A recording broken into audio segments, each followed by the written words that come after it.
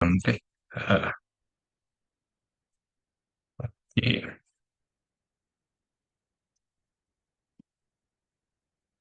Itu kita mulai dari nomor satu.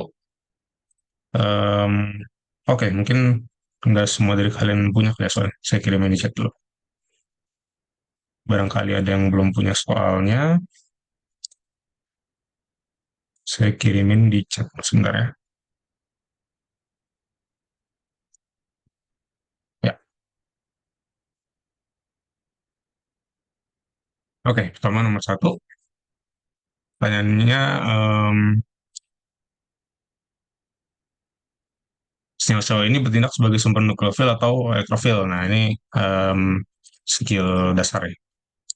Jadi skill dasar untuk kimia organik pasti harus punya sense di molekul itu akan eh, ada pusat-pusat positif negatif atau negatif apa aja gitu ya. Kita pertama mulai dari yang A. Ini ada suatu nitroalkana ya. Kalau digambarkan struktur Lewis-nya lebih lengkap, ini seperti ini. Nah, ini mirip seperti keton ya. Ini mirip seperti senyawa karbonil propertinya, senyawa-senyawa nitro itu. Karena ya kelihatan di sini ada N rangkap O. Itu agak-agak analog dengan keton atau mungkin lebih tepatnya lebih mirip asam korupsil kali ya. Kayak ada CO minus gitu kan ya.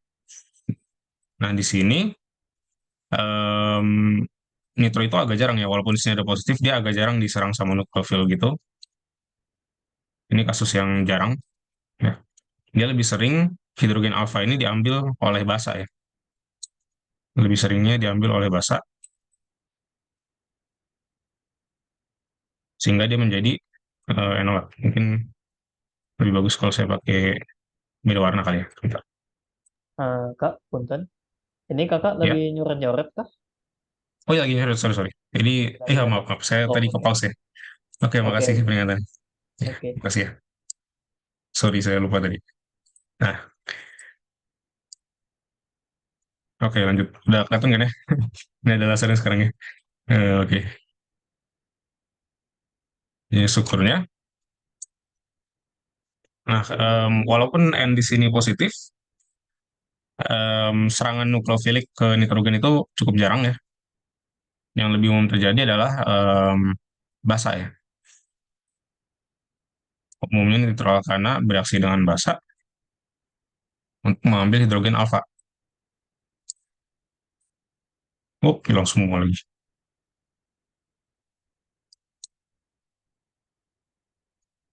Minus N plus. Jadi tadi kalau nukleofil itu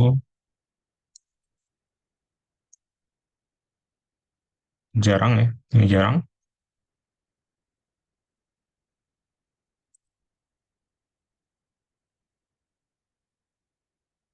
Yang sering adalah basa mengambil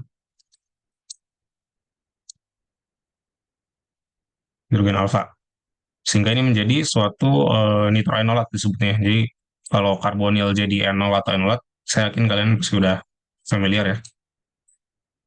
Nah, cuma kalau nitro di sini yang umum adalah seperti ini ya. Dan ini sifatnya ya seperti enol atau enolat ya. Dia nukleofilik. Jadi dia umumnya akan seperti ini, rangkapnya bisa menyerang kemudian ya. Kalau ada elektrofil, dia akan diserang oleh nitroenolat ini gitu ya. Jadi umumnya, oh ini, oh saya salah, sorry. Di sini ya. Ini tadi kalau dengan basa, soalnya berubah tadi. Dia jadi suatu nitroenolat,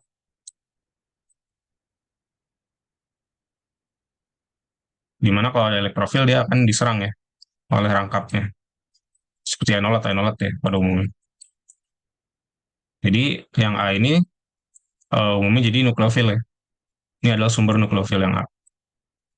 Ini nukleofil, tapi harus direaksikan dengan basa dulu ya. Gitu. Nah, kemudian next yang B ini mungkin lebih obvious ya. Lebih contoh yang lebih ekstrim, di mana ada ikatan karbon logam.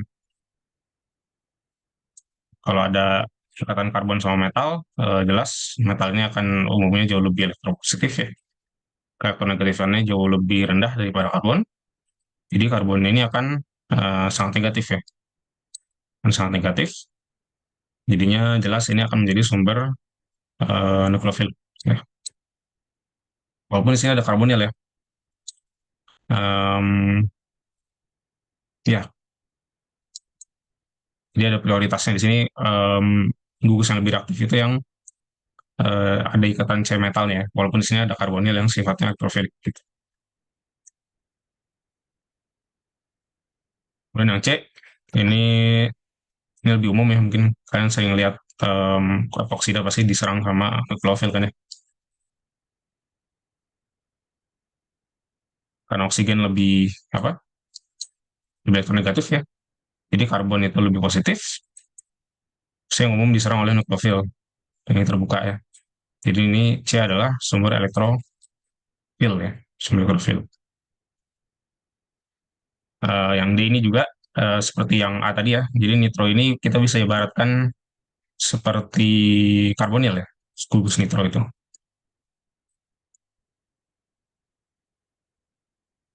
Minus N positif.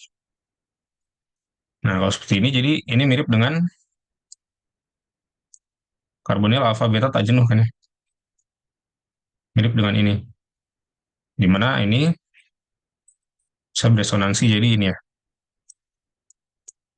Ini positif, negatif. Nah, ini juga sama. Nitro alfa beta tak jenuh.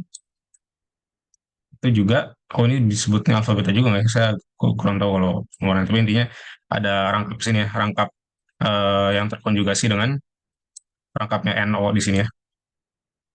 Ini juga bisa resonansi. Jadi seperti ini.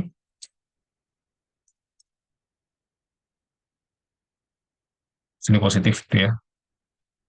Sehingga positif ini sering diserang oleh nukleofil kan ya. Dalam reaksi yang sering disebut sebagai adisi Michael ya. Adisi 1,4 atau adisi Michael. Adisi 1,4 atau adisi Michael ya.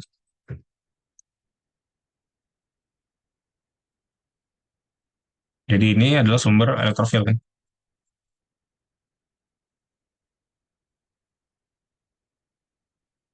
Next ini mungkin lebih jelas ya. Lebih kelihatan kalau sumber elektrofil ini ada muatan positifnya bahkan di sini. Sepertinya ini agen agen metilasi ya, agen metilasi yang sangat baik.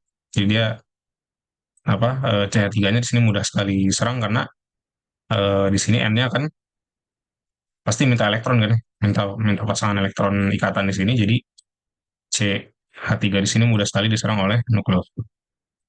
Jadi ini jelas akan menjadi sumber elektrofil ya. Oke, sampai sini ada pertanyaan mungkin untuk soal satu.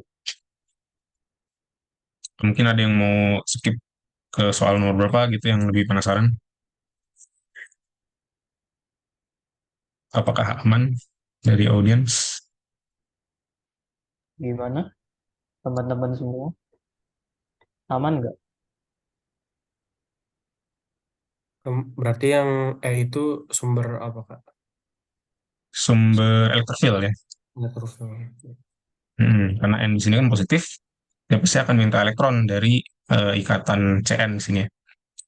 Jadi nukleofil akan mudah menyerang C di sini ya.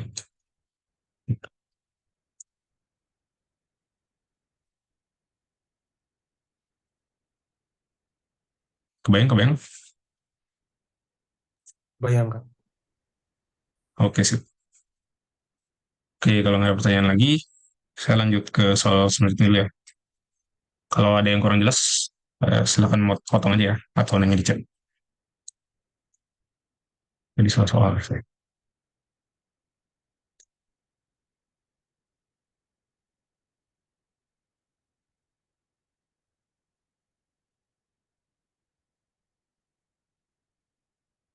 Ya, kalau di sini tentang umpolong, sedikit review tentang umpolong. Umpolong itu reagen yang polaritasnya gimana? Gimana? Pada sini coba saya lihat Claydon sebentar ya. Takutnya sesat saya ini.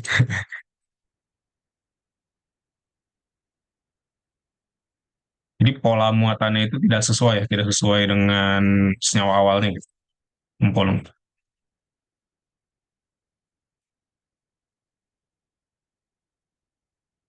Misalnya di sini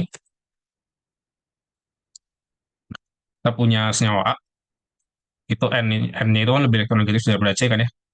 Jadi di sini negatif. Maka pola yang umum adalah di sini seperti apa?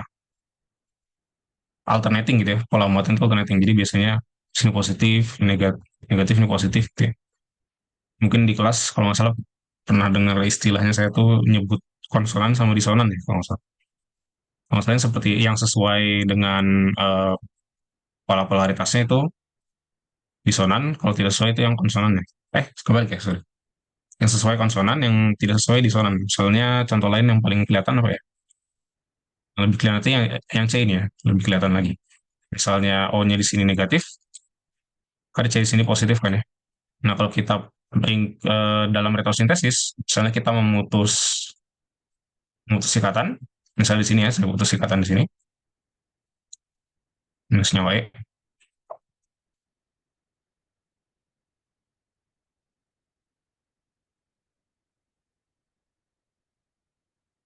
Nah, di sini kan kita punya opsi ya, mau yang kiri yang positif atau yang kanan yang kiri positif kanan negatif atau sebaliknya kiri negatif atau kanan positif. Kita akan membentuk yang namanya sinton, dan sinton ini polanya eh, ada dua kemungkinan tadi ya. Nah, misalnya ini misalnya aja saya ambil contoh, saya ambil sinton yang ini positif, yang ininya, eh, ininya negatif ya. Nah, ini kan tidak sesuai dengan pola polaritas umumnya ya, yang seperti ini gitu. Dan ini yang disebut sebagai umpolung. Yang dalam bahasa Jerman tuh artinya inverse polarity ya. Jadi polaritas terbalik. Yang umumnya di sini C adalah positif karena mengikat dua oksigen ya. Tapi malah di sini kita eh, ingin dia sebagai pusat negatif gitu ya. Dan di sini dia nanya reagen untuk mengubah eh, senyawa-senyawa ini menjadi umpolung. Oke.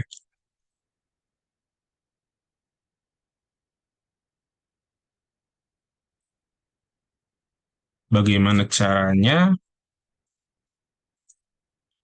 Saya mungkin mulai dari C dulu kali ya, yang lebih umum ya, lebih lazim. Ada beberapa yang saya belum kepikiran nih, sorry. Jadi yang C itu aldehid ini umum banget ya, ada dua opsi. Yang pertama itu pakai suatu disulfida ya. Jadi 1,3 disulfida kalau nggak salah. Nah, ditiol ya. Benar, jadi pakai ditiol, kita tambahkan 1, 2, 3 karbon ya, 1, 2, 3. Ini SH, ini juga SH ya. Kayak katalis asam gitu kalau nggak salah. Sehingga dia menjadi ditian ya namanya.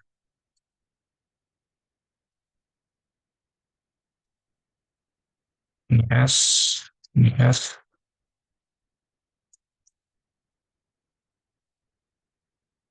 Ya, jadi seperti ini.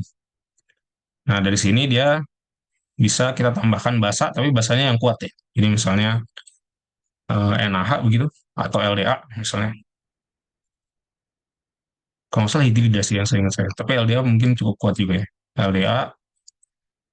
Nah, kalau pakai basa-basa yang kuat seperti ini, misalnya LDA ya, terus hidrida, atau ya N-buli ya, N-buli juga bisa. N-buli, dan apa lagi ya, hidrida tadi saya sebutkan, NaH, KH misalnya. Nah, kalau pakai basa-basa yang sangat kuat seperti ini, maka solvennya itu sebaiknya yang non-protik ya, yang non-protik. Karena kalau protik, ya dia akan mengambil proton dari solvent, malah dari pelarut ya. Misalkan tambahin metanol, ya OH di metanol itu malah yang terambil, ya kan ya. Karena kan bisa dibayangkan ini CH, ikatan CH ini masih lebih kuat daripada OH kan ya.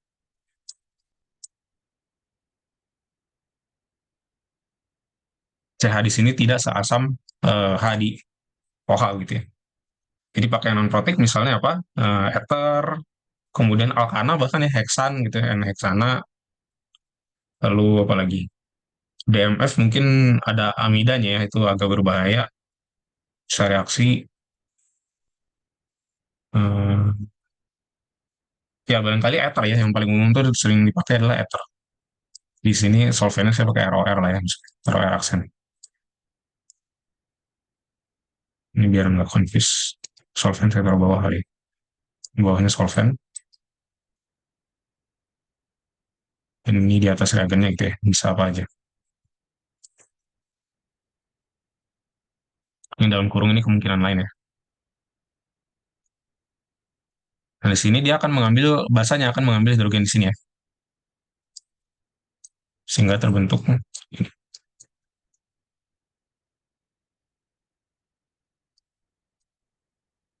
negatif ya. Baru ini kita bisa reaksikan dengan, ya jadi akan bertindak sebagai nukleofil, di mana C di sini akan jadi C nukleofilik ya. Yang tadinya di sini kan C elektrofilik kan. Oke. Nah, kalau yang E, tadi kita udah lihat di halaman sebelumnya ya, di soal satu ada yang saya lupa namanya itu ya, ZN, alpha ZN itu ada namanya, ada nama reagennya. Jadi ini tinggal yang E ini tinggal tambahin ZN aja ya, sebenarnya.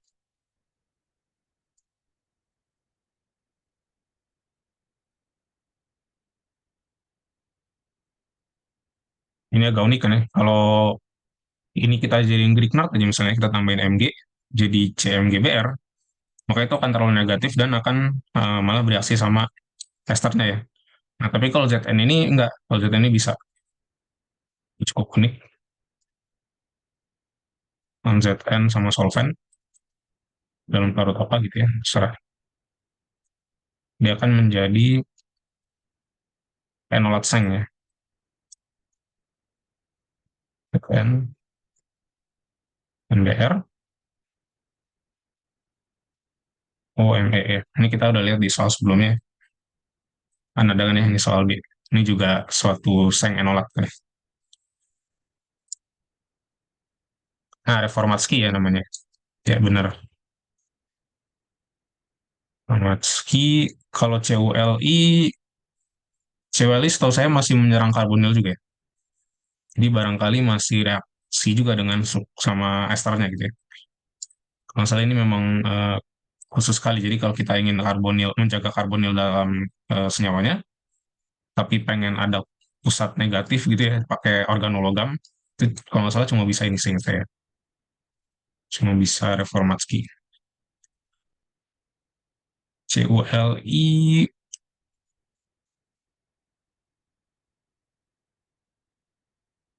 CULI kalau nggak salah berhenti di keton ya seingat saya.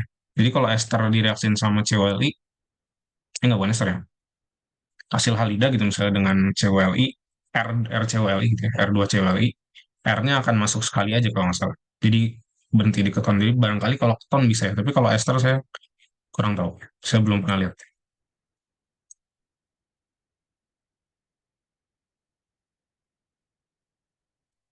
Oke, lanjut ke yang mana dulu nih ya? Yang seru yang A sih ini. Saya belum pernah lihat. Kira-kira apa ya? Nah, kalau misalkan yang A, kan itu amina EDG ya. Kalau Iya, misalkan kayak nitro biar EWG, itu bisa nggak ngumpul? pakai nitro biar EWG. Oh ya bisa ya, benar-benar benar. Benar. Berarti dioksidasi ya? Iya, Kak. Oksidasi pakai apa kira-kira ya? Amina ke nitro itu.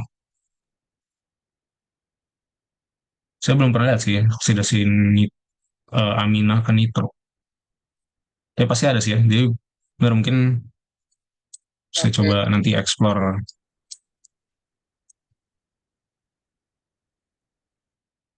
barangkali oksidasi gitu ya. Oksidasinya bisa apa saya belum pernah lihat jujur sih ya. Seringnya reduksi nitro ke amina yang banyak ya. Ada banyak reagen kemungkinan. Tapi kalau dari amina ke nitro, saya belum pernah lihat sih. Hmm.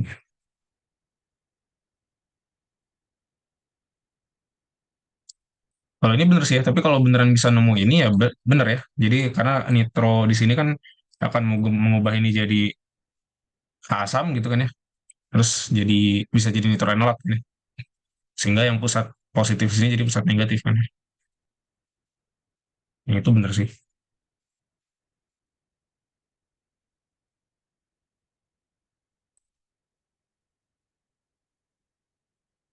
Kira-kira ada kemungkinan lain nggak? Bisa ya? Bisa, bisa. Oke sih. Kayak KM4 ya? Iya, KM4 bisa ya. Kayak saya belum pernah lihat itu sih. Jadi tahap pertama oksidasi, kemudian pakai basa ya. Ya basa.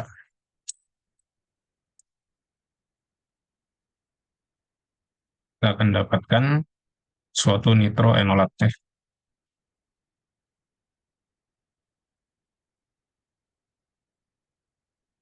Oke sih. Tinggal yang B sama D ya. Yang B, kalau keton ada saran nggak? Coba ke agak-agak ke diskusi nggak apa nih? Pakai witik sih Kak. Yang B pakai witik.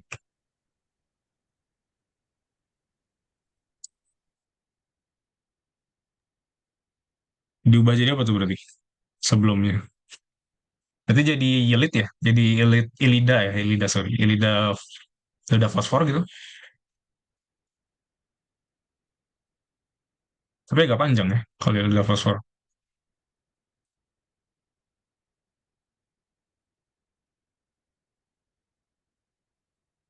Ini kan dia sumber elektrofil ya. Kita ingin mengubah gimana caranya ini jadi sumber nukleofil gitu.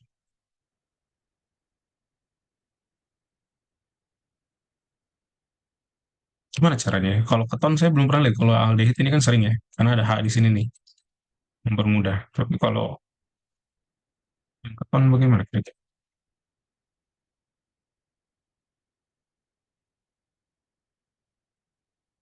Ditian, nah ditian itu karena di sini nggak ada hidrogennya ya. Jadi setelah dia jadi di sini misalnya ya, setelah jadi ini, nah dia nggak ada hanya H yang ini. Kalau keton ya. Kalau aldehid kan ada ya. Kalau keton nggak ada hanya, jadi kayak ditian nggak bisa.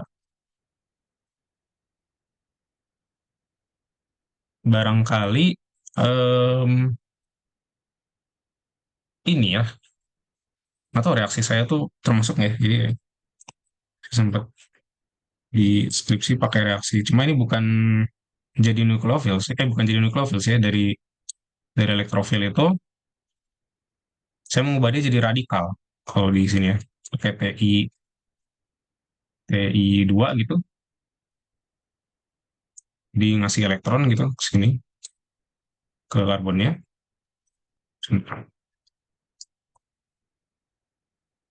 Dia ngasih satu elektron ke sini dan satu lagi dikasih ke sana gitu ya.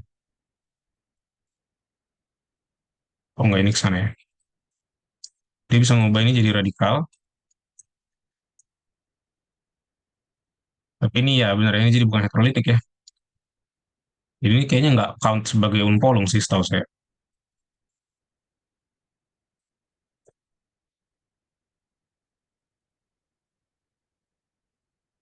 Kalau magnesium tuh radikal juga bukan ya? Kalau teman sebentar.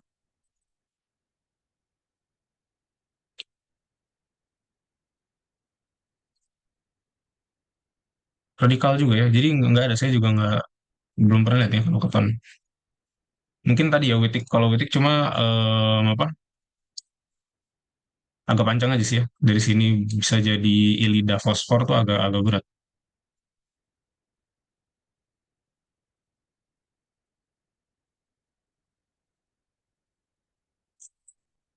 Jadi kalau mau Witik,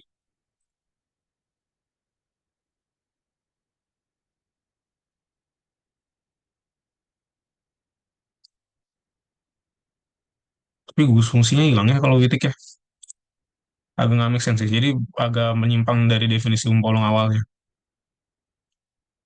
Kawan kalau umpolong ini pengen dia bisa dibalikin lagi kan ya. Jadi misalnya ini dari Ditian, dia menyerang elektrofil, Ditiannya bisa dilepas lagi dengan itu ya, direduksi gitu. Kemudian apa lagi? Itu doang ya. Yang lain bisa dibalikin nggak? Ini juga nggak bisa ya. Alkilhydanya nggak bisa dibalikin. Nggak juga sih ya. Jadi oke. Ini agak ilegal tapi ya kalau bisa direduksi kan tadi ya. Terus di apa? TSCL, dia jadi living group yang baik. Kemudian di eh, PPH3 dulu. Baru dikasih basa ya. Jadilah reagen Wittig.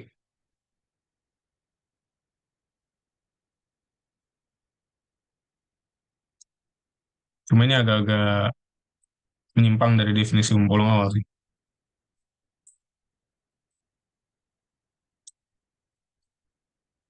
Cuma benar ya, tapi ini bisa juga ya, karbon positifnya bisa berubah jadi negatif juga di sini dengan pakai Wittig. Itu yang B. Kalau yang D ini oksida ya benar ya. Kalau yang D oksida, alkena ini jelas sumber nukleofil ya. Kan alkena cuma kumpulan elektron aja kan ya. Cuma kumpulan elektron pi di sini. Jadi umumnya dia akan menyerang elektrofil kan ya, umumnya. Nah, kita ingin ubah dia sehingga nukleofil bisa menyerang.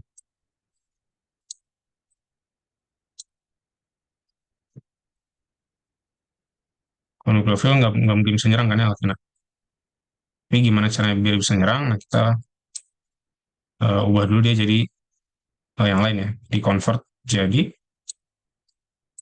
epoksida ya. Epoksida itu bisa macam-macam, bisa pakai MCPBA, intinya peroksida ya. Jadi reagen-reagen untuk mengubah alkena jadi epoksida itu eh, reagen-reagen berbasis peroksida. Misalnya MCPBA, di sini metakloro peroksi benzoik asid ya MCPBA. Atau bisa juga T tersier butuh TBUOOH ya. Ini tersier butil terus O nikat O kemudian KH ya peroksida. Ini bisa salah satu aja nih pilih salah satu. Ini alternatifnya gitu ya.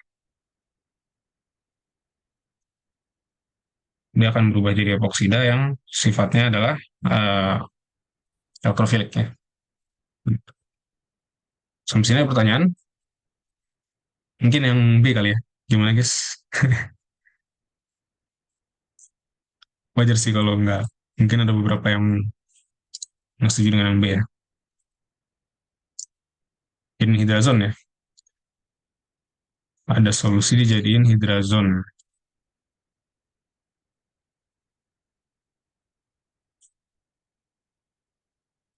Dikasih ya.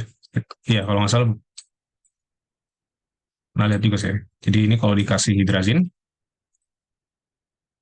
kasih N2H4 ya, dia akan menjadi suatu hidrazon.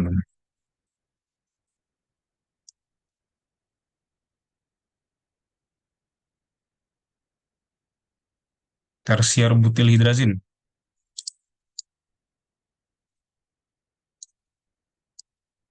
Berarti NHTBU gitu ya.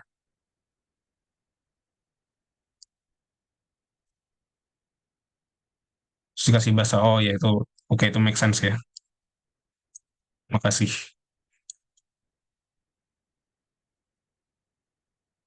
Solusi yang sangat baik. Jadi ini di ya, TBU. Mungkin nggak harus TBU juga sih, yang penting ada alkil sih. Cuma mungkin Dragon udah ada yang mengembangkan ini ya. Terus kasih basa.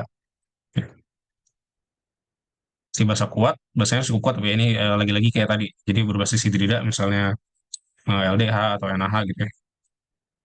Sehingga harus solventnya kayak tadi ya. Jadi persis kayak yang mana? Yang kayak ini ya. Ini mirip sama ini nih. Jadi direaksiin sama apa dulu. Kemudian ada H, sehingga H di sini jadi asam gitu ya. H di sini jadi asam, kemudian dikasih basa. Nah, basanya harus cukup kuat. Jadi seperti ini kondisinya. pakai pelarut non protik. Nah, kalau di sini H asamnya itu, nah karena tadi ini ya masalah utamanya kan di sini nggak ada H di sini ya. Jadi nggak ada yang bisa diubah dari H tidak asam menjadi H asam gitu nggak bisa ya. Kalau di sini harus hanya dari reagennya di sini, dari hidrazinnya. Nah, walaupun H yang di sini yang diambil, tapi dia ya karena resonansi ya. Resonansi bukan nih? Gimana nih? Ini kan jadi negatif dulu di sini. Gimana cara yang negatifnya pindah ke sini?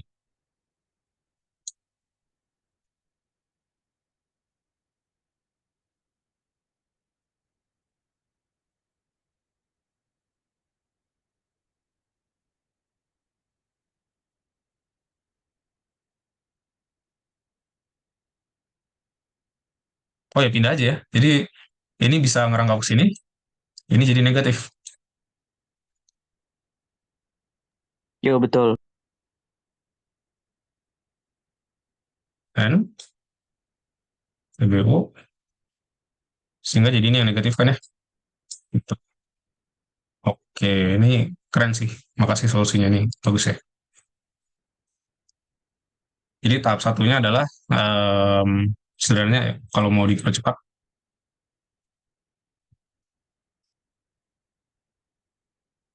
ini tinggal pertama pakai hidrazin dulu ya,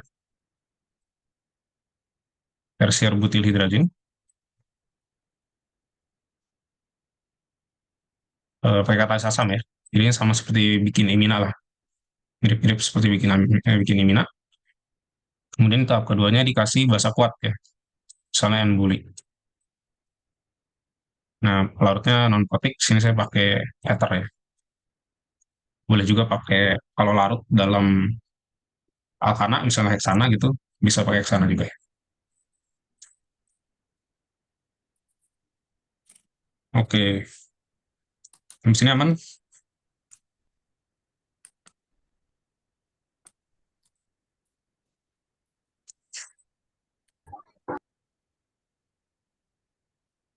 Gimana? Mau ada pertanyaan atau mungkin kita bisa lanjut aja? Kalau ada request, udah sampai di chat aja ya.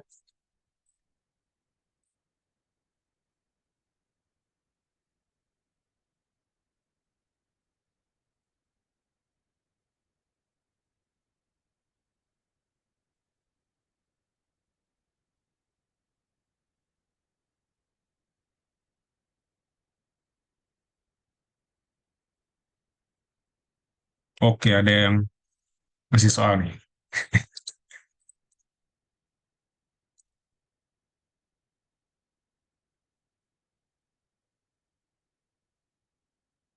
Oh, bukan soal apa tuh? Ada yang minta di-download apa? Oh, materi. Oh, kenapa mau dibahas apa gimana nih?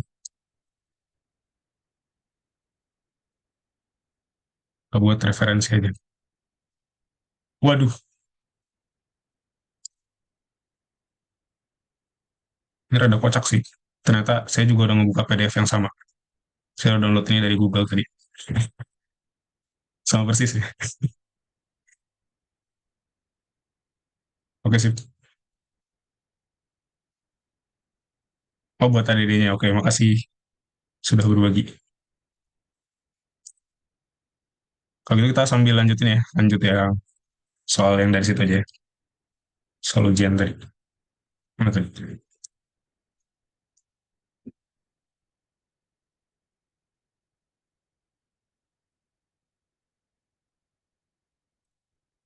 Ini, oke.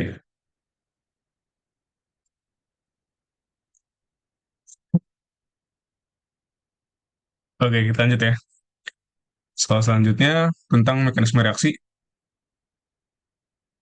Em, Ya seperti biasa ya, lihat positif negatif itu untuk tahap pertama ya. Jadi tahap pertama dalam menentukan mekanisme reaksi em, selalu lihat positif negatif, tapi skill penting selanjutnya itu yang harus dimiliki adalah kita harus tahu intermediate seperti apa yang mungkin gitu ya. Intermediate eh, yang barangkali lebih stabil ya. Jadi kalau ingat-ingat belum, bentar, sekarang kan semester berapa, 5 ya yang mau ngambil SO ini. Kok 5 sih, mabok. Bener 5 ya. Kan di Dinam kalian juga belajarin ya, apa namanya, eh, profil energi gitu ya, tentang laju reaksi kan. Nah, kalau intermediate-nya nggak stabil, maka posisi intermediate kan energinya tinggi kan ya. Biasanya kalau posisi intermediate tinggi, dia akan dekat sama barrier energi kan ya, dekat sama suatu energi aktivasi gitu. Kemungkinan besar dia akan langsung berubah jadi yang lain gitu ya. Nah, kalau intermediate stabil, itu akan lebih apa? Lebih mungkin gitu ya untuk dilalui jalur-jalur yang kalian ajukan itu lebih mungkin dilalui kalau intermediate-nya stabil ya, energi atau energinya rendah.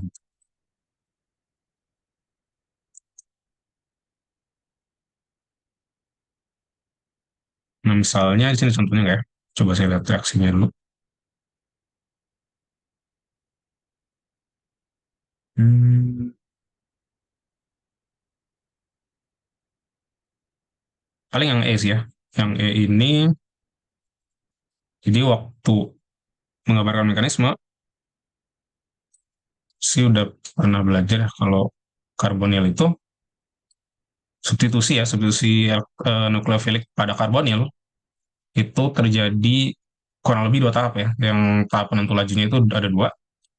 Jadi intermediate yang pentingnya itu sebenarnya cuma satu ya. Jadi kan dua tahap itu maksudnya berarti ada dua keadaan transisi kan ya. Dua keadaan transisi, berarti intermediate-nya sini cuma ada satu ya, zat antaranya. Intermediate itu apa? Kalau dalam substitusi nukleofilik di karbonil itu intermediate tetrahedral ya.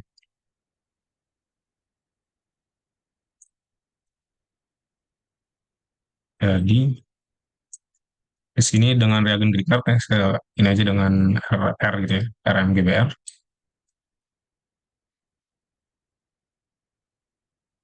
Nah, negatifnya akan menyerang ke sini kan ya, biasa. Nah, cuma intermediate apa yang terbentuk di sini, intermediate tetrahedral ya. Jadi yang awalnya di sini CsP2 jadi SP3 ya, jadi tetrahedral. Yang tadinya trigonal planar, kurang lebih, itu jadi tetrahedral. Sini O minus, ini O etil yang tadi ya. Kemudian ini R-nya ya. Nah, kemudian dari sini baru, oh ini semua tahapnya sebenarnya kesetimbangan ya. Reaksi substitusi nukleofilik pada ester itu umumnya semua kesetimbangan. Tapi kebetulan aja di sini karena organologam jadi dominannya ke kanannya. Nah, dari sini O minus ini akan balik lagi kan ya, merangkap lagi. Nah, karena karbon tangannya cuma bisa 4 gitu ya, mengikat 4 atau lainnya, harus ada yang diputus. Nah, yang diputus yang mana antara tiga ini, kan ada tiga nih, ada 1, 2, 3. Yang paling lemah itu yang CO kan ya, ini yang putus.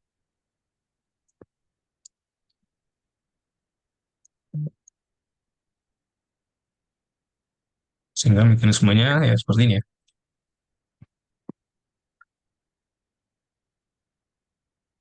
R ini berarti minus apa nih? Oh, nggak usah minus lah ya.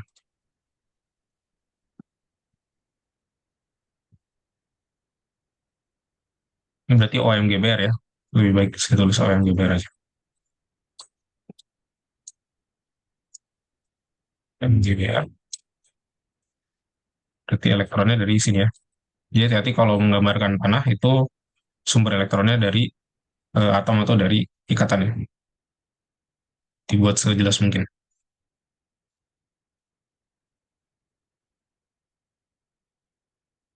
Berarti di sini minus ET OMGBR kan ya. Saya satuin aja. Jadi hilang OET minus sama MGBR plus gitu. Sama kayak MGBR ya. Kemudian ada satu lagi ya. Jadi keton juga akan diserang.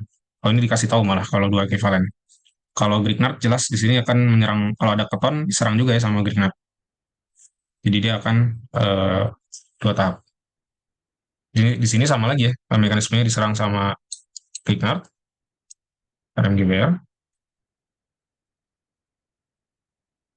Kemudian terbentuk intermediate tetrahedral lagi ya.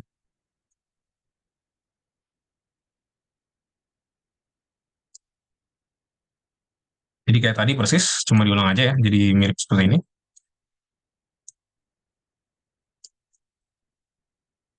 Tapi ini bukan intermediate ya, ini kurang lebih produk ya, ini produk. Karena setelah jadi ini,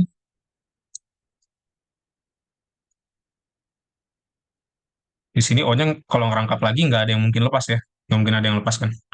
Ikatan di sini kuat semua, C, C, C gitu ya. C, C, C, C, C, C. Jadi dia berhenti di sini ya. Baru ini di workup dengan ketiga plus, ini biasa aja, tinggal ambil proton aja ya. Sini ada O negatif kan, O yang negatif, jadi dia ngambil proton aja sih.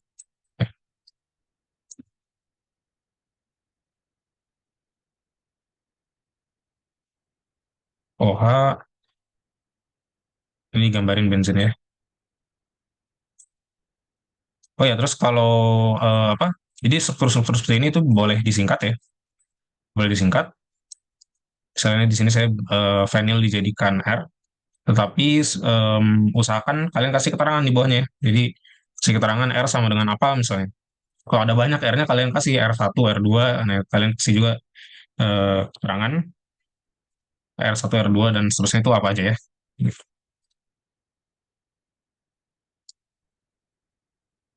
Nah, ini yang E ya. Tadi penting, pertama seperti soal yang pertama tadi, kita nentuin positif negatif dalam senyawa, ya. Pak Bayu, berarti kalau misalkan ada ester, ester tuh bisa langsung ditubruk 2 Grignard ya berarti ya? Iya, umumnya malah pasti dua. Jadi susah untuk kita pakai Grignard berhenti di keton gitu ya, itu sulit sih. Oh, berarti untuk ester aja yang bisa langsung ditubruk 2 gitu, 2 ekivalen. Hmm, hasil halida juga bisa turun-turunannya juga bisa ya, turunan-turunannya. Hasil halida, kemudian nitril gitu ya. Itu juga bisa ditubruk dua. Oke, makasih Kak. Nah, sama-sama. Jadi justru ya susah untuk menghentikan di sini ya. Jadi misalnya kita pakai Grignard terus mau berhenti sampai di sini, itu sulit ya. Itu sulit berhenti di sini. Dia akan terjadi ini apa sih? Ketonnya akan diserang oleh. Jadi yang bereaksi baru satu ekivalen itu akan bereaksi lagi dengan eh, Grignard kedua gitu ya. Kalau mau berhenti pakai reagen Gilman ya yang CWLI tadi. Jadi misalnya ada di kasus kita keluar dari soal ini dulu ya. Misalnya mau bikin yang ini tadi, mau bikin cuma satu yang masuk ininya ya, vanilnya ya. Mau bikin ini dari sini. Gimana caranya? Itu pakai reagen Gilman. Cuma ini saya lupa harus bisa dari ester atau enggak ya. Sehingga saya ini biasanya dari asil halida. Jadi pertama esternya diubah dari ini dulu, baru ini ditambahin vinyl CWLI ya. Nah kalau ini dia akan berhenti di sini. Dia akan berhenti satu ekivalen yang reaksi ya. Oke, lanjut ke yang oke sekarang kita berurutan ya dari A. Jadi poinnya di sini ini pentingnya untuk mengidentifikasi intermediate dari suatu reaksi. Tuh, yang kira-kira stabil apa? Tuh.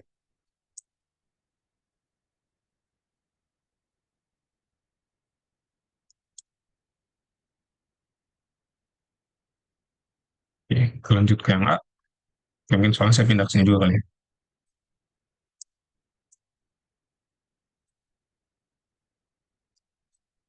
Kalau yang A, pertama reaksiin sama TSCl-pyridin, ini sederhana aja ya. Ada OH di sini, O-nya negatif, akan menyerang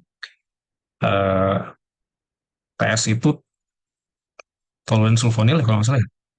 Toluene sulfonil, jadi sulfur ya. Sulfur yang mengikat klor. Jadi seperti biasa klornya akan lepas gitu ya. karena akan lepas, sehingga O-nya mengikat PS ya. Yang pertama, setelah tahap 1,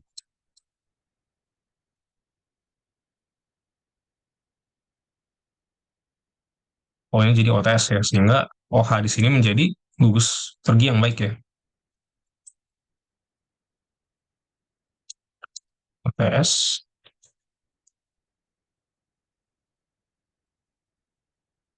nah OTS di sini adalah OTS min, itu adalah gugus pergi yang baik ya, leaving group yang baik. Sehingga kalau diberikan nuklofil atau basa, dia dapat lepas ya.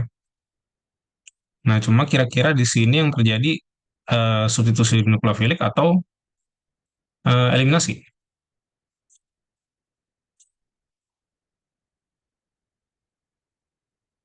Oh tadi, sorry, ada pertanyaan dari belum pertanyaan ya. Ada komentar tentang Gilman. Esther bisa langsung di Gilman. Ya itu yang saya belum pernah lihat ya. Jujur yang saya pernah lihatnya ini gitu ya. Tapi mungkin Esther juga bisa ya dengan Gilman. Agak-agak masuk akal sih. Ya sebenarnya bisa-bisa aja sih langsung di Gilman ini juga bisa ya.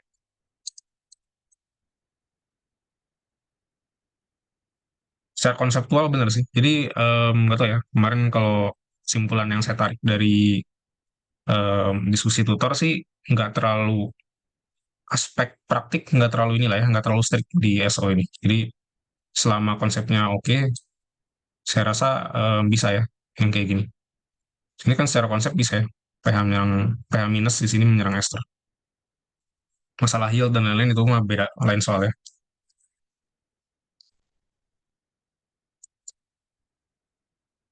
Saya rasa bisa sih. Setidaknya secara konsep itu benar ya. Ini benar metode ini benar. Oke, kembali ke sini. Nah ini tadi ya. Ini kira-kira reagen untuk substitusi atau eliminasi?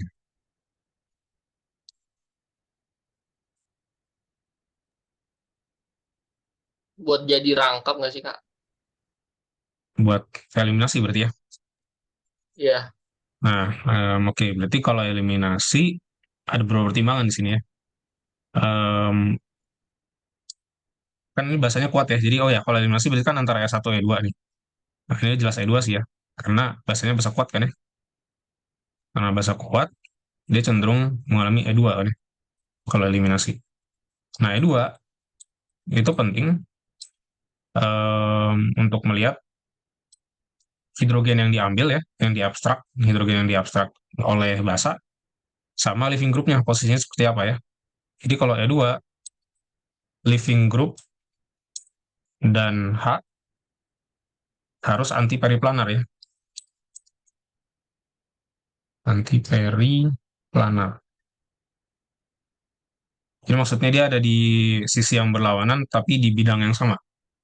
Contohnya yang ini ya, di contoh soal ini, kalau saya gambarin konformasi kursinya, senyawa ini kayak gimana? OH-nya di atas, OTS ya, sorry, OTS-nya di atas, kemudian tersier butil di bawah. Oh, kalau OH-nya di aksial, maka yang anti periplanar, OTS-nya di aksial, maka yang anti periplanar di sini adalah em, propil ya, gugus isopropilnya. Maka dia nggak bisa ngambil, dia nggak akan bisa membentuk rangkap di sebelah sini ya. Dia nggak akan bisa membentuk rangkap sebelah sini, nggak mungkin. Ini tidak mungkin. Kenapa? Karena untuk OTS ini lepas, dan bentuk rangkap di situ, H di sini harus diambil, dan dia harus anti periplanar. Di sini nggak bisa ya. Bisanya anti periplanar itu di sini. Jadi yang ini yang diambil ya, bisanya. Di anti periplanar tuh dia apa, di sisi yang berlawanan, tapi di bidang yang sama. Karena ini bidang yang sama ya. Jadi ikatan ini, ikatan A, B, dan ikatan C itu berada di bidang yang sama ya. A, B, dan C di sini.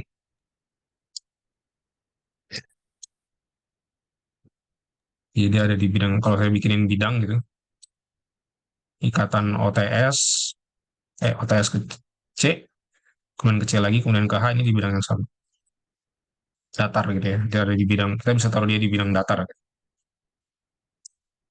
Nah, ini gimana kalau kita ring flip? Nah, kalau di ring flip, misalnya, ini saya kehilangan satu gugus ya. Bentar. Itu di atas berarti aksial juga ya. Betul. Nah, kalau ini saya ring flip, harusnya tetap nggak bisa sih ya. Ini malah OTS-nya jadi di ekuatorial.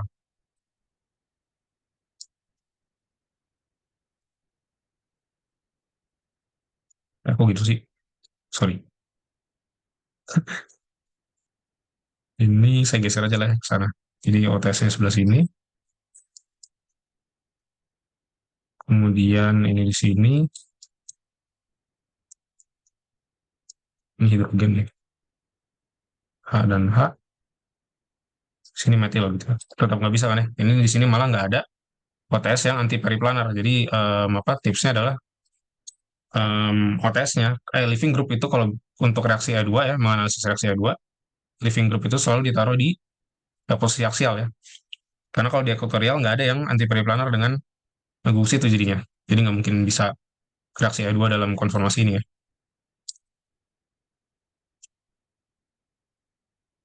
Ini ada komentar juga itu kuat, selain kuat, bulky juga ya bahasanya. Karena ini cenderung eliminasi ya reaksinya. Nah, cuma Bayu, ya, jadi ini makannya ya.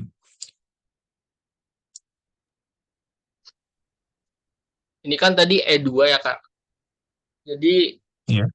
living groupnya sama H-nya tuh harus anti periplanar. Nah, di sini kan living groupnya si OTS, dia kan ada di depan ya. Berarti hidrogennya tuh harus di belakang gitu Kak. Kita ngeliatnya. Iya, jadi yang lepas nih kalau saya gambarin H yang sini, depan sama belakang, ini yang belakang yang diambil. Nah, tapi kan kalau pakai konformasi kursi kan biar gampang dilihat. Nah, misalkan aku mager bikin konformasi kursi, aku lihat dari senyawa awal aja nih. Nah, kalau dari sini juga bisa kan kayak misalkan ini OH kan tadi jadi OTS kan dia di depan. Terus kita lihat yang Hmm, hidrogen di belakang tuh berarti yang CH3 yang di kiri ya. Kalau yang di bawah kan isopropil kan dia pasti hidrogennya di atas kan. Soalnya iya. kita nggak ada belakang. Gitu ya Kak, bisa lihat gitu ya Kak. Berarti nggak usah aku bikin konformasi kursi nggak apa-apa kan? Iya bisa sih. Kalau mau save waktu bener sih. Gitu aja sih. Oke, oke. Masih Kak. Iya, sama-sama.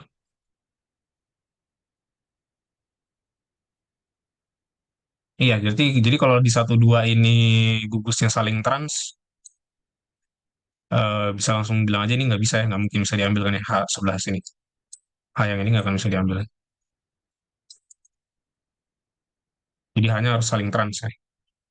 Oke, benar itu lebih mudah ya. Ini tadi, oh ya, BTW kenapa E2 dan bukan SN, itu karena ini ya, OTBU-nya itu cenderung karakter basanya lebih kuat daripada karakter nukleofilnya ya. Kemudian bulky juga ya, bulky. Tapi sebenarnya kalau dari segi pelarut, DMSO ini cenderung ke SN ya, sebenarnya sih. Ini ke SN sebenarnya.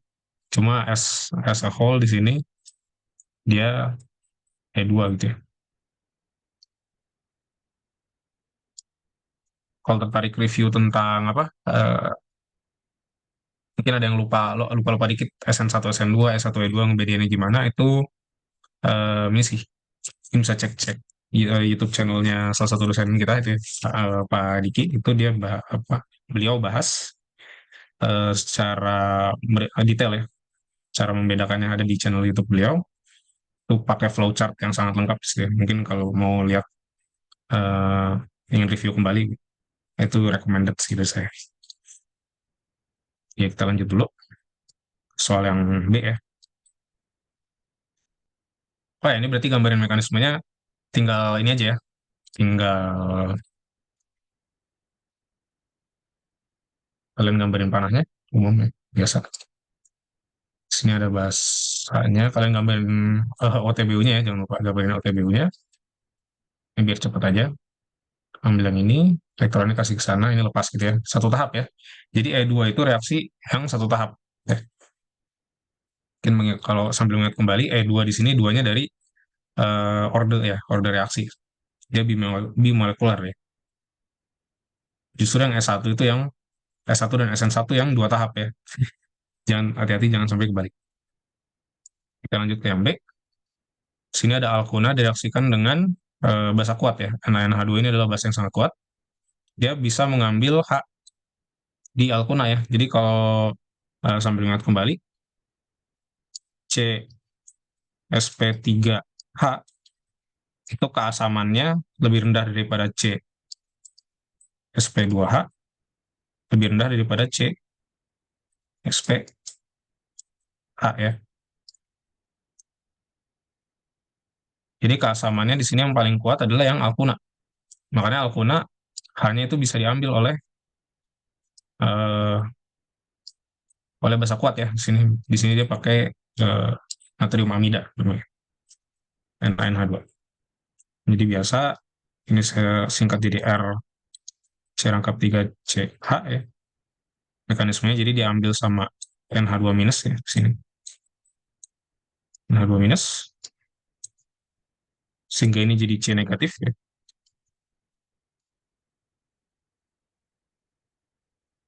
Kemudian C negatif ini bisa menyerang elektrofil ya. Di sini dia reaksikan dengan epoksida.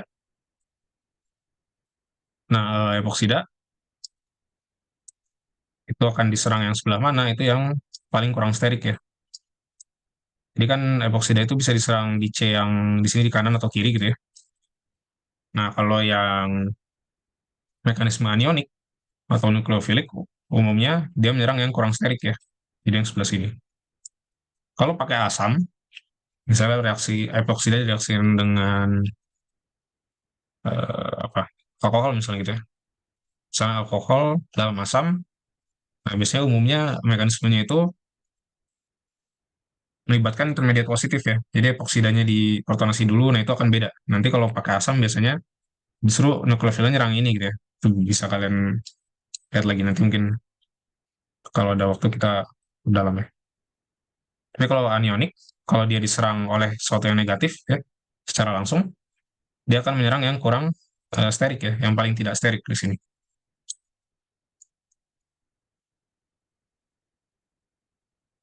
Sehingga akan membentuk ini ya, CH2, sini O, minus gitu ya. Di sini nggak ada workup sih ya, nggak ada workup, jadi sebenarnya berhenti di sini sih. C ngikat CH2, CO iya. Umumnya kalau sintesis targetnya di sini ada ini kan ya, ada workup biasanya ada 13.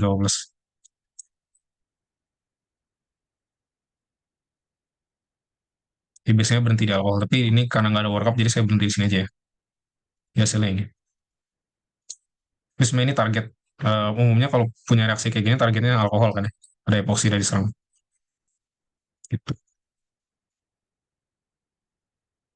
Oke, kita lanjut ke C. Ini reduksi ya, reduksi biasa. Reduksi keton. Lagi-lagi saya singkat. Ini reduksinya keton ya, bukan ester. Kalau ester kurang kuat ya. Enggak sih, sebenarnya ada beberapa kasus di mana ester itu bisa nggak direduksi sama NaB4, tapi saya nggak recommended sih. Karena umumnya di kelas-kelas itu diajarin NaB4 bisa untuk keton kan ya. Walaupun ada sih beberapa kasus di mana ini bisa direduksi NaB4. Tapi di sini sederhananya keton lebih reaktif kan ya daripada ester. Jadi pasti yang bereaksi sama elektrofil duluan itu, sama nukleofil duluan itu yang keton ya. Di sini saya gambarin ketonnya aja.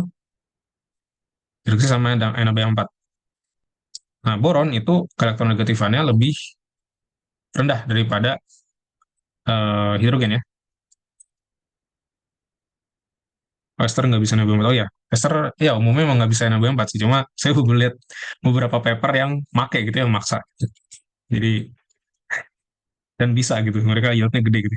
Jadi, tapi janganlah. Karena diajarin di kelas, nggak bisa kan ya. Jadi, sebaiknya tidak. Nah, kalau ini lanjut. Yang di sini, boron elektronegatifannya itu lebih rendah daripada hidrogen ya. Mungkin kalau cuma lihat posisi di tabel periodik nggak terlalu ini sih ya, nggak terlalu obvious kalau B itu nggak seelektronegatif H. Cuma ya ini jadi mungkin agak hafalan sih ya. B itu elektronegatifnya lebih rendah dari H ya. Jadi hanya ini yang negatif, sedangkan B-nya yang resiko positif ya. Ini negatif ini cuma muatan formal ya. Nah, jadi di sini ketika ikatan H dan B ini menyerang, elektronnya tertarik ke C positif di sini gitu ya. Yang pindah itu intinya adalah inti hidrogen ya, bukan inti boron. Jadi yang mengikat ke C-nya di sini adalah hidrogen ya.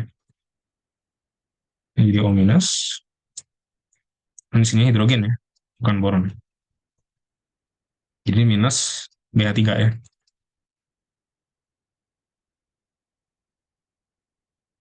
Udah ini satu tahap aja sih ya, reaksi keton dengan NaBH4. Kemudian, nah, tapi ini BH3-nya bisa dipakai reduksi lagi ya.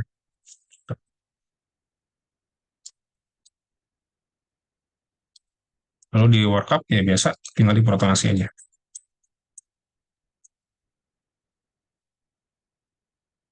Oke, ini yang sana.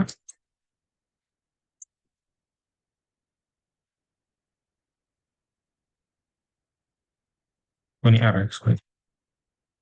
Jadilah, oh ini, kayak di sini saya gambarin lagi.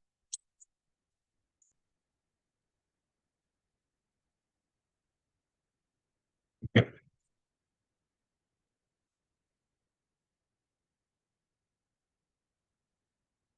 oke aman ya.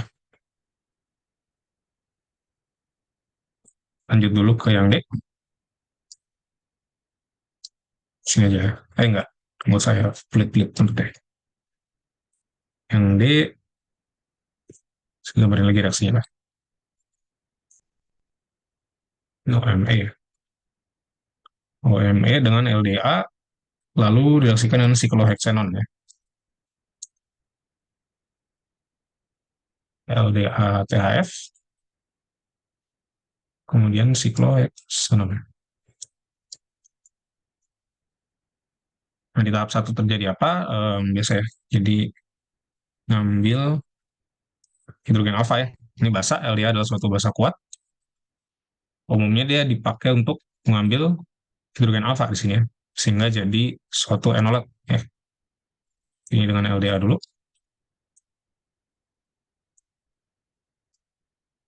LDA-nya perlu digambar ya. Sebenarnya dengan basa aja nggak apa sih. Kalau gue bikin mekanisme, mungkin sini saya bikinin aja. Lithium disopropyl amid negatif. Dia akan mengambil hidrogen alfa sehingga menjadi enolat ya. Merangkap amid. Seperti biasa ini akan merangkap kembali ya. Kembali sehingga rangkap ini akan menyerang elektrofil ya. Jadi ini tahap pertama reaksi dengan LDA-nya. Kemudian tahap kedua dia sudah bisa menyerang si sikloheksanon ya.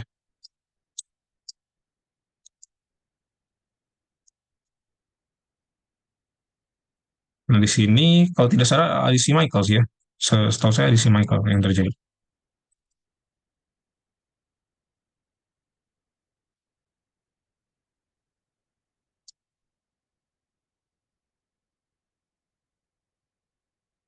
Sehingga produknya adalah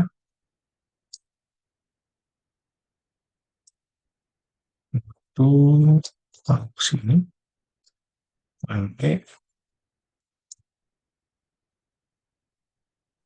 jadi ngikat ke sikliknya ya. Waduh jelek banget.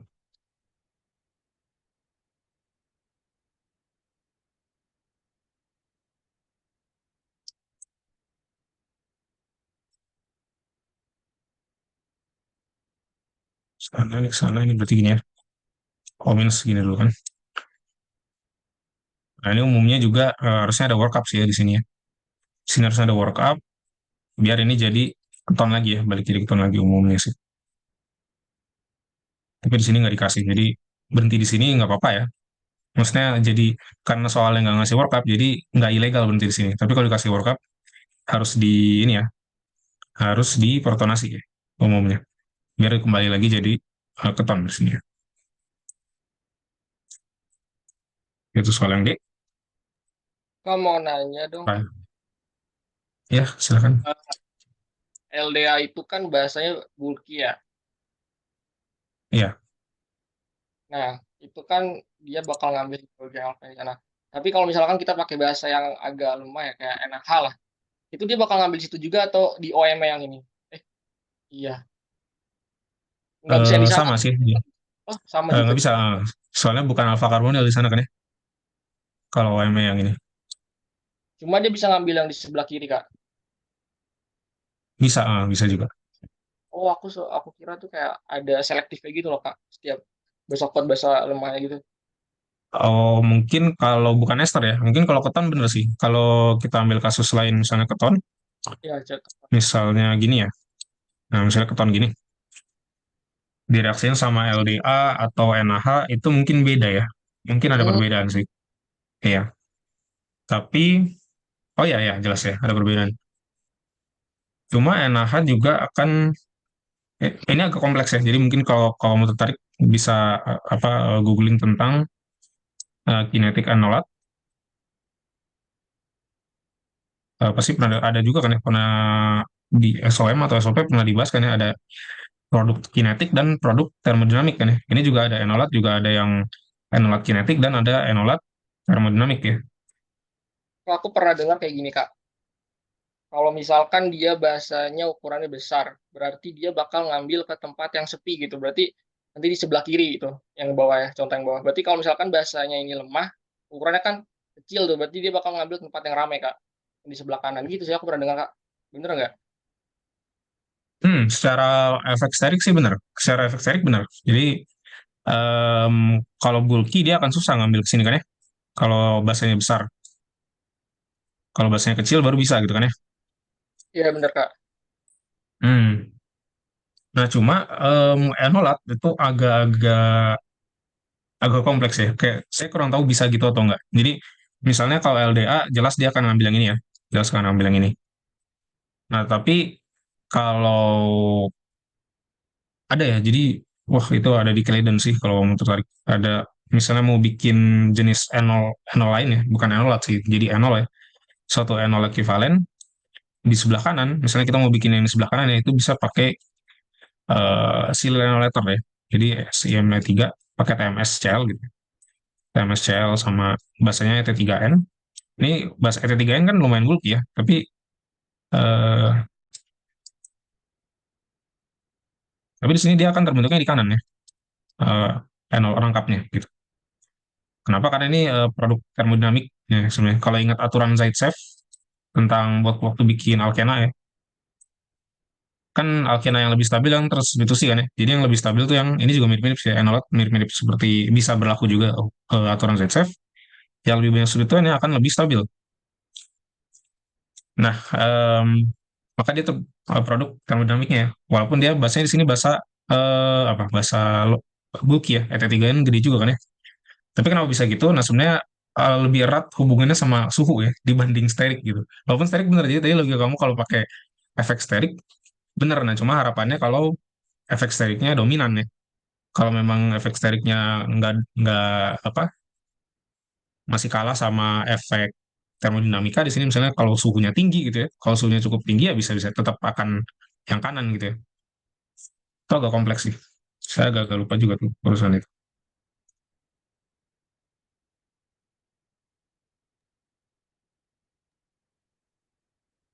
Oke, Kak, nangkep, Kak. Paling yang aku bingung misalkan dia nanti gugusnya nih simetri gitu ke kiri kanan sama, nah itu kalau kayak gitu Oh, kalau sama ya bebas, tinggal ambil aja kiri kanan. bebas ya, kalau sama bebas ya. Iya, kalau simetris sama aja sih.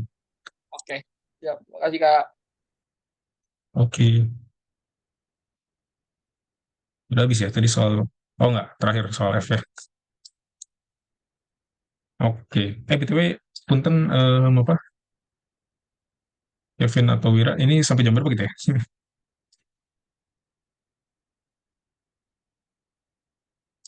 sampai setengah 10 Kak. 9.30 ya. Sampai 9.30. Oke, makasih.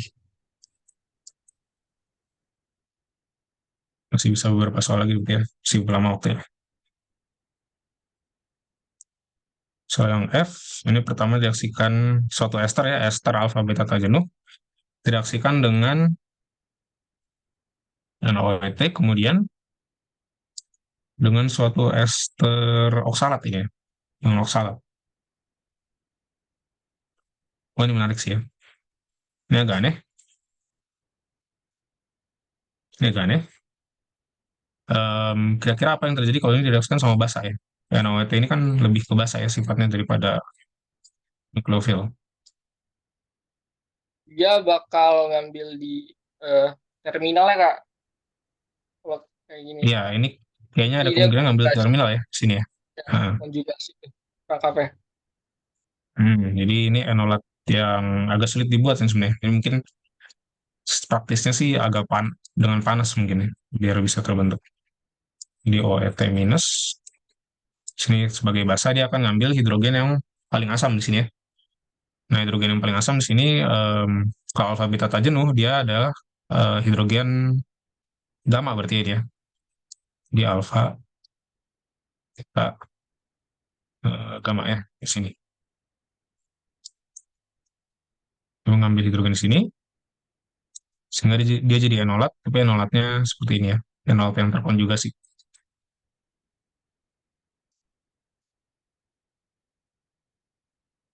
O minus OET, oke ya. Nah, kemudian direaksikan dengan sumber elektrofilnya tadi ya, dengan elektrofilnya, yaitu suatu ester oksalat, NPO, CO lagi ya, COOT.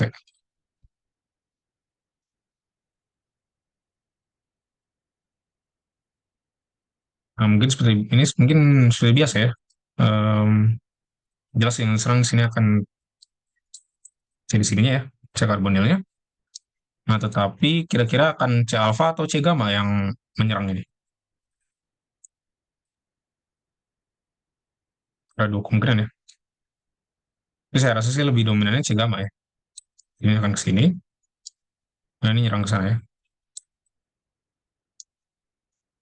Nah, biasanya kalau reaksi substitusi karbonil, mekanisme yang benernya tadi ya. Jadi kalau soal tentang mekanisme, sebaiknya sih digambarkan tadi ya, yang mana tadi?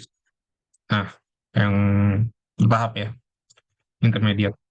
Tapi ini sering dipercepat, jadi setelah rangkapnya putus, langsung aja balik lagi gitu ya. Suka disingkat jadi satu tahap. Tapi sebaiknya kalau soal mekanisme, saran saya digambar kayak tadi ya. Jadi bertahap dibikin intermediate tetrahedralnya di sini ya. Just in case ya, jaga-jaga aja mungkin yang mengoreksi agak-agak strict gitu ya.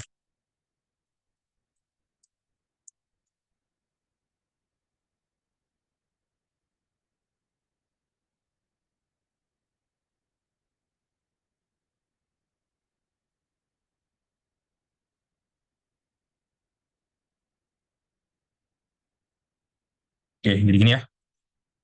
Ini soal yang terakhir di soal ini, sorry, sub soal terakhir di soal ini ya. Ada pertanyaan sejauh ini?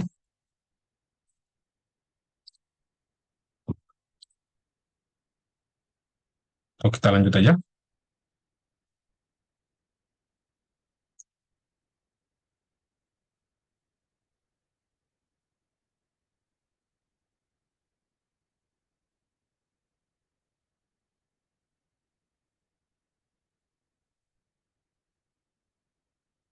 Pahaman guys. Kalau yang kurang jelas, tanyain ya. Saya akan pilih kok. Akan saya ulang kalau ada yang nggak jelas ya.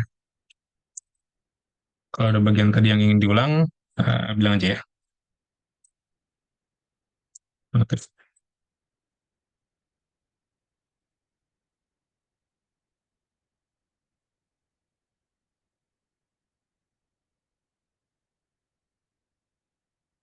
Oke.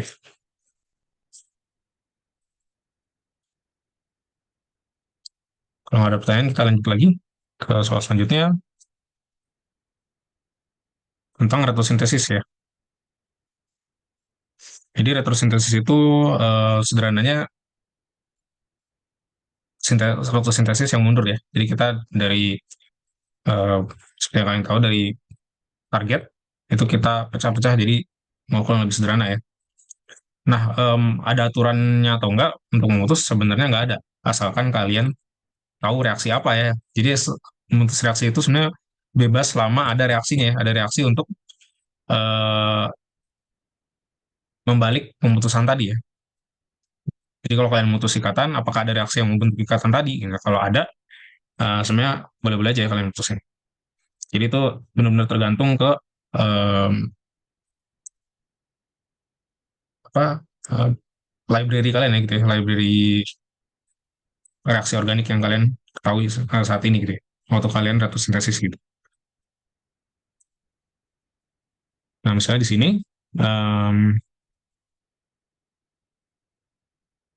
yang senyawa pertama ya, itu paling umum mutus di sini ya, karena em, alfa beta karbonil alfa beta tajeno itu produk dari reaksi aldol ya, produk dari reaksi aldol. Jadi reaksi yang sangat umum. Biasanya ini kalau direaksikan aldol dengan ini, 2, 3, 4 karbon, ya kan jadi itu kan ya, menjadi produk itu tadi. 2, 3, 4. Nah, cuma di sini ada beberapa masalah ya. Kalau kita tambahin basa doang, ada kemungkinan ini juga kan ya, kemungkinan ini yang nyerang ini malah kan ya, karena nyerang kiri. Kemudian apa lagi? Ini menyerang diri sendiri ya. Ada ini reaksi sama senyawa yang sama, ada masalah selektivitas. Nah, jadi waktu milih reagen di sini ya, jadi tahap ini yang akan sulit sebenarnya. Waktu diskoneksi itu tadi sederhana aja ya. Jadi dari sini, waktu saya putus ikatannya, itu kalian tinggal pilih tadi ya, pilih yang tadi, ini bisa yang atas yang positif atau dan bawah negatif, atau sebaliknya, yang karbon di sini negatif dan di sininya positif ya, atau di sini positif dan ininya negatif ya, waktu bikin sinton.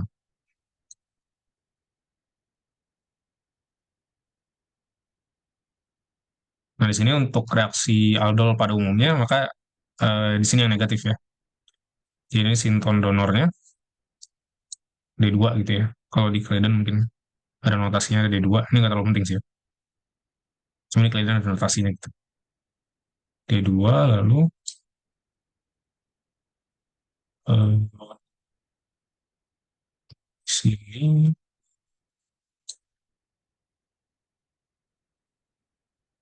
nggak bisa gini ya, harus FGI dulu ya waktu gambarin apa waktu nyari sintonnya gitu, melakukan analisis retrosintesis di sini, apakah boleh langsung kayak gini? Setahu saya soalnya enggak sih ya, jadi sebaiknya gitu. Ini harusnya kita eh, FGI dulu ya.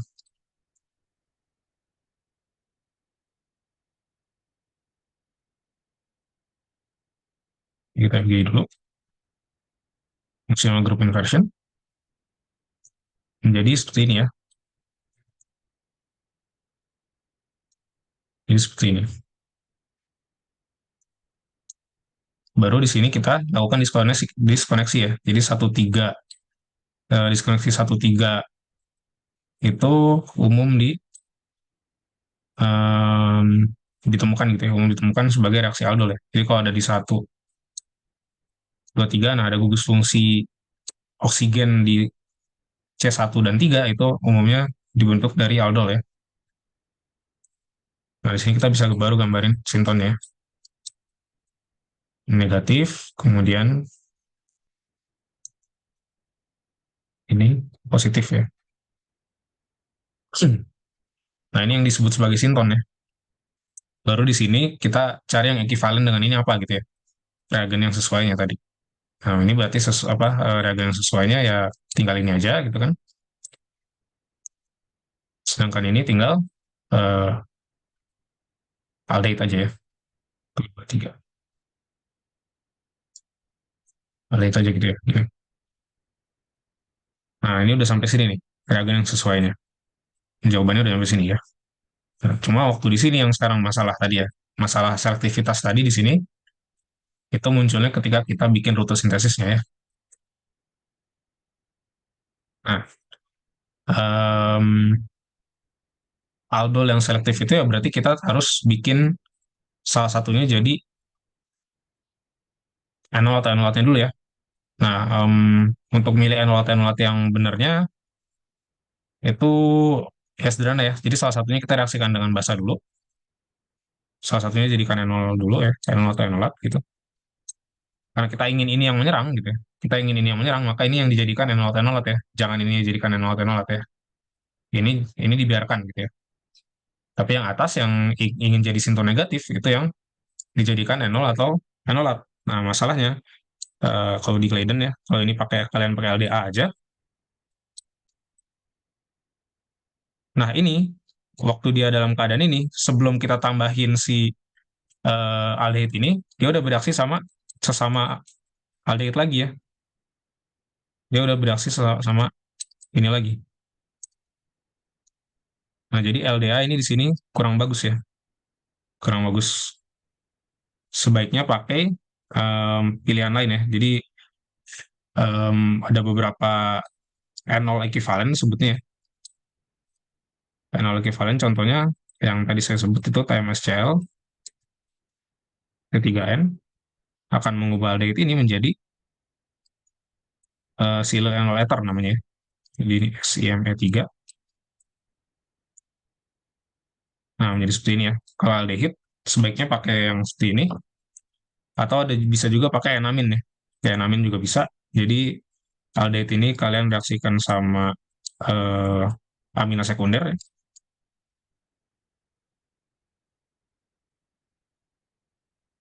Ya, amina sekunder misalnya ya R2NH ya. R2NH ini akan menjadi enamin ya. Dan ini reaktivitasnya mirip dengan enol atau enolat ya. Jadi akan menyerang kalau kita ini tambahin sama aldehid tadi,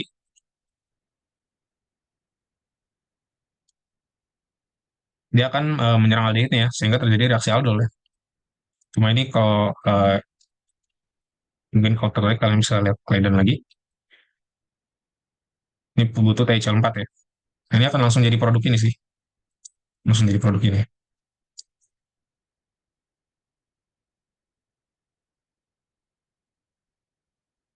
Ini juga sama. Kalau ini malah nggak perlu apa? Nggak perlu THL4 ya. Bisa langsung aja.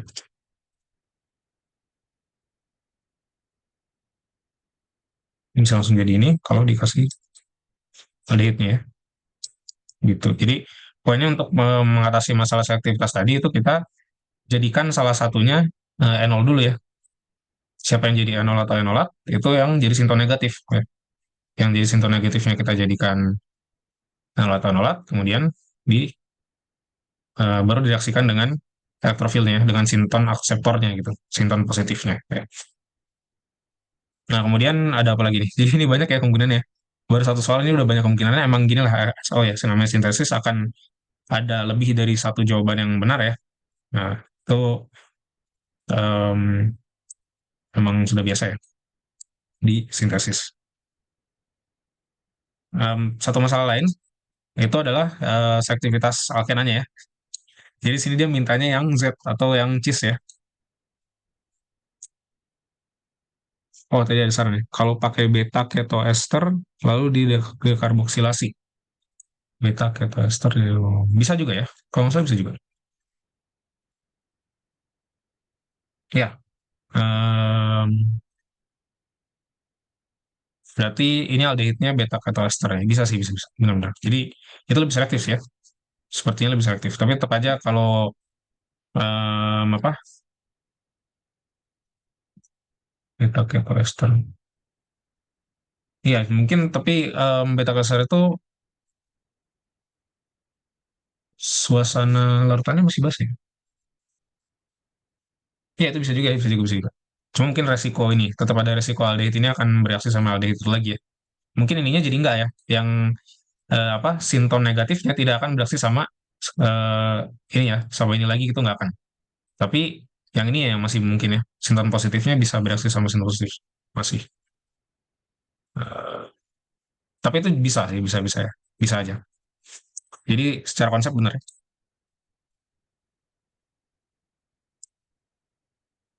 Nah ini tadi ya. Jadi selain pakai aldol bisa atau enggak, bisa banget ya. Karena di sini justru kalau pakai aldol, alkenanya yang terbentuk malah dominan trans ya, dominan yang isomer E. Sedangkan sih dia mintanya Z gitu. Ini masalah lain.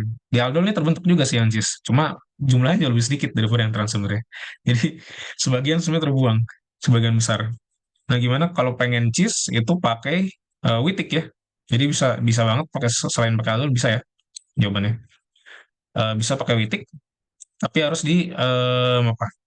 Harus diproteksi dulu ya aldehidnya gitu. Bisa pakai witik, jadi sinton positifnya tetap ini, tapi sinton negatifnya di sini kita pakai ekivalennya bukan ini ya, bukan aldehid.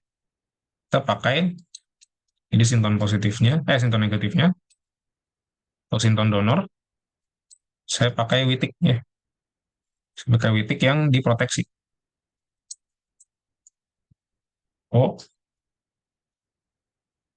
ini, nah ini baru lengkap ke P ya, kayak witik PPH3 gini ya. Jadi sintonnya ini gitu ya.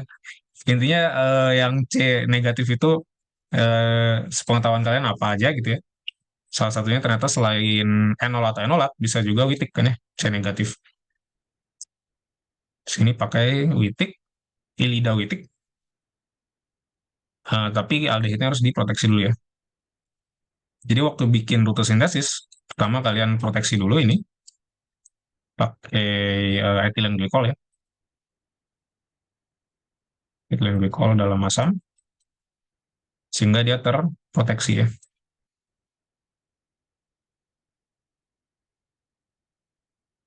Proteksi. Sorry, nggak bisa ya. Tunggu. Mau ini dulu. Sorry, dihalogenasi dulu ya. Dihalogenasi dulu. Ini misalnya BR2H plus gitu. Sehingga terbrominasi karbon alfanya ya. Baru ini diproteksi.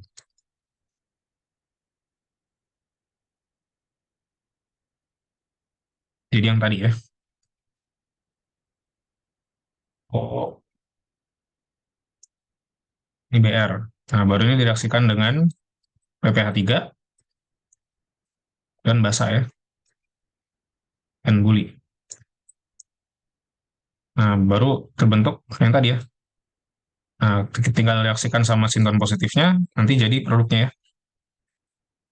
Oh, tapi harus diproteksi juga ya, jangan lupa diproteksi lagi. Begini, jadi lidawitik. Kemudian baru reaksikan sinton positifnya di sini. Sehingga jadi alkena ya. Sehingga jadi alkenanya yang dominannya yang apa? Yang cis ya. Dominan yang cis baru di sini benar. Ini baru kita mendapatkan yang dominannya Z ya. Alkena Z.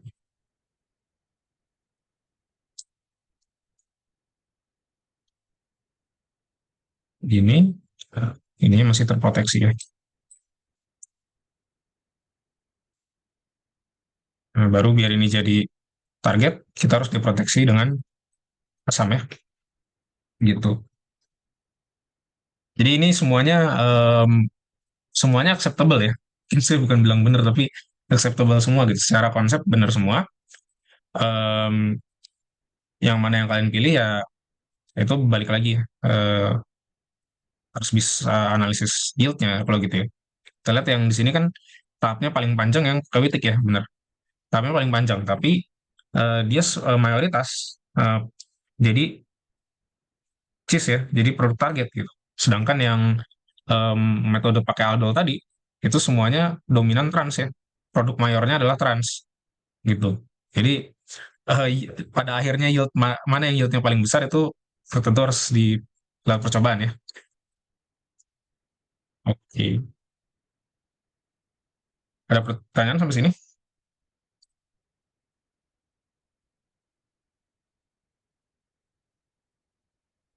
Kalau nggak ada, atau ini nggak ada yang mau request gitu, ini kira-kira kita mau bahas yang mana dulu nih? Karena ini semuanya lumayan sih ya. Senyawa-senyawa ini di retro cukup menantang. Paling yang ini agak-agak boring sih ya.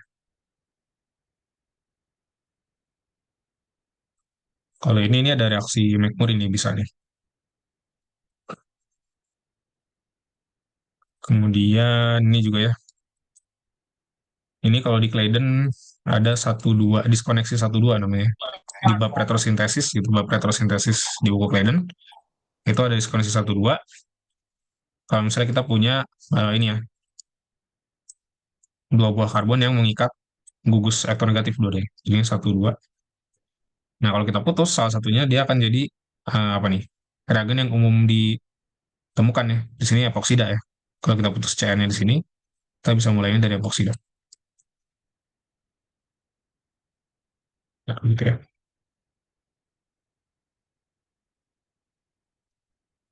Kemudian kalau rangkap di sini ini bisa macam-macam ya. Bisa Wittig, bisa reaksi McMurray. Kemudian, oh ini juga satu dua nih. Ini juga kan ya, ini sama nih. Satu dua. Ini umum pakai eh, epoksida. Oh, tapi ini nggak bisa ya.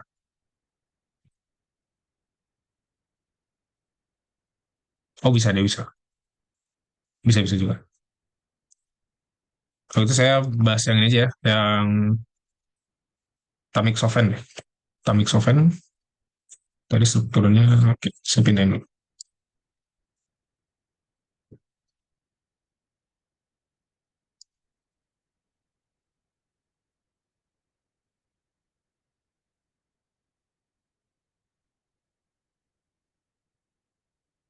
Oke, yang Tamiksofen, itu pertama, oh ya ini bisa, ada banyak ya. Kemungkinan banyak banget ini. Boleh mutus ini dulu, boleh mutus ini dulu, bebas ya.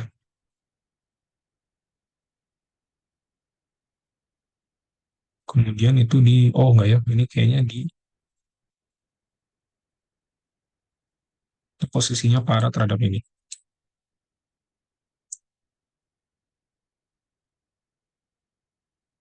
Oh nggak apa sih ya, nggak apa-apa. Oke, jadi saya mulai ini dulu ya, paling ya, yang diskoneksi A dulu. Diskoneksi A, diskoneksi B.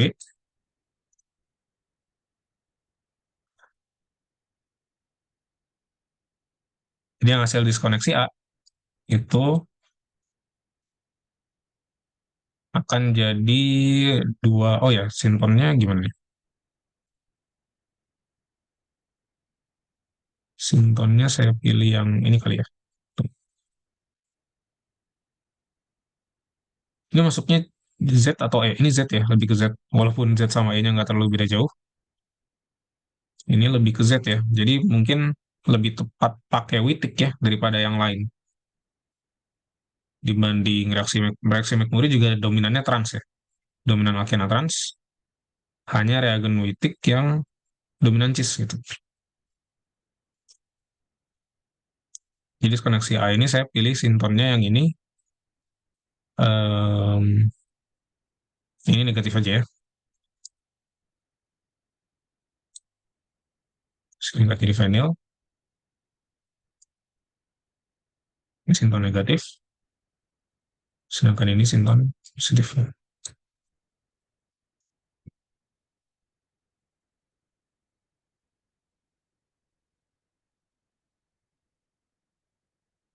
Oh,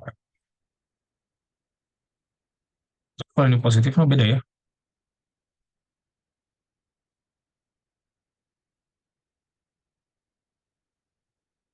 Sinton apa yang ekuivalen dengan karbonil ya? Oh ini ya sinton ini ya. Sinton ini aja OH gitu. Bisa sih. di mana ini ekivalennya dengan apa? Dengan Wittig ya,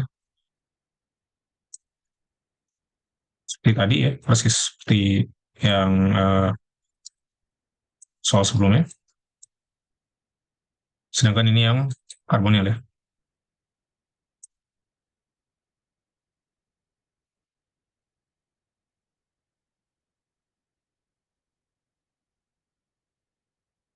Nah, ini mungkin kita bisa simpan dulu.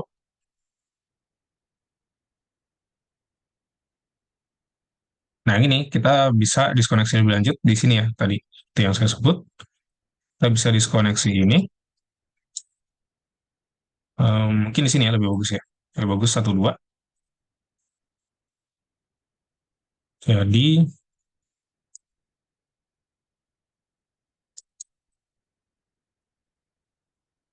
sintonnya adalah O ini, aromatik ya.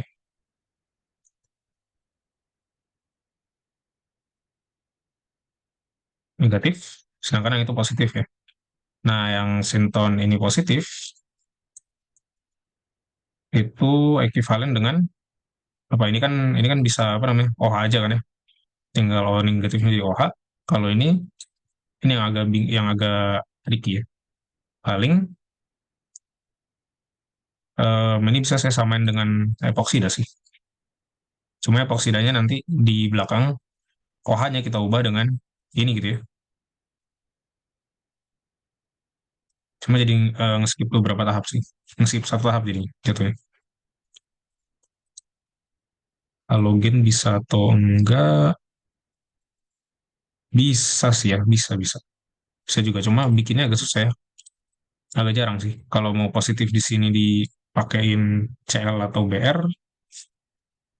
hmm, Agak jarang aja sih.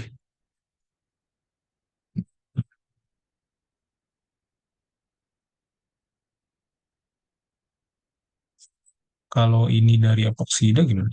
Oh, berarti ini bisa aja saya putus dua juga bisa sih ya, jadi diskoneksi itu bisa dua juga sih, kalau mau dua-duanya di sini bisa juga. Jadi apa, masa ini di sini soalnya minta sinton ya, jadi agak-agak susah ya. Kalau nggak minta sinton, biasanya kita bisa langsung bikin reagen dari sini 3 komponen aja langsung ya. Jadi OH yang tadi ya, yang fenol yang ekivalen dari sini gitu, ya langsung aja ROH.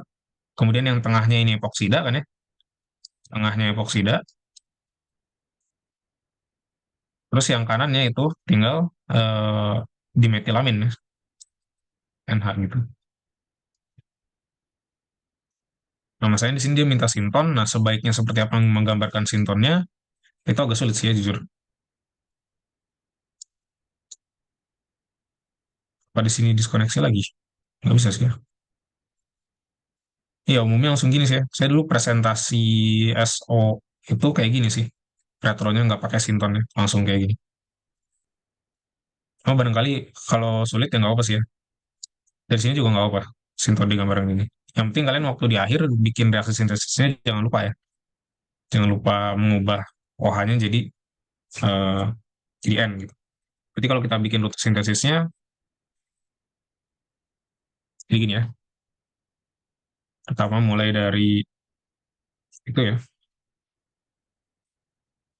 mulai dari sini. Ini juga sebenarnya bisa diretro lebih lanjut ya kalau mau.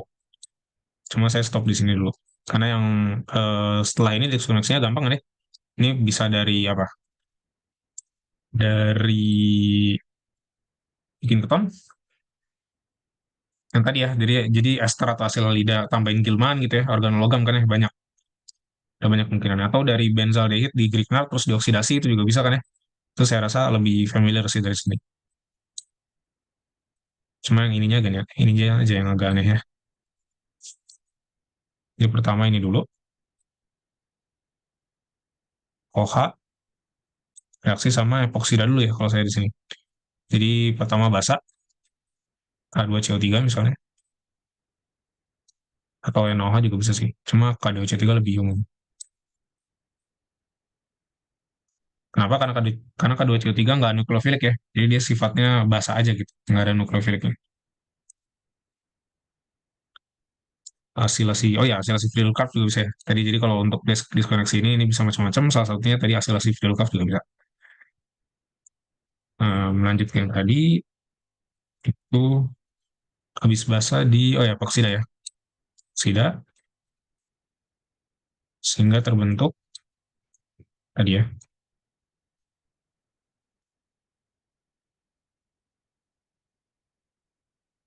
Jadi gini kan ya, kan kebuka ringnya. Kemudian OH ini, oh ini belum di workup ya. Belum di workup, jadi ini saya anggap minus aja gitu ya. Minus. Nah ini kita bisa langsung TSCl ya. TSCl basa gitu, bisa apa aja basanya. Sini saya pakai T3N lah. Nanti nggak perlu basa sih ya, udah O-nya udah negatif soalnya. Kita TSCl aja. TSCl aja, sehingga dia jadi gugus pergi yang baik ya.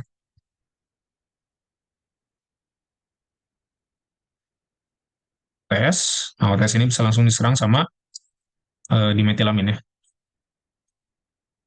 MH saya 3 2 kali.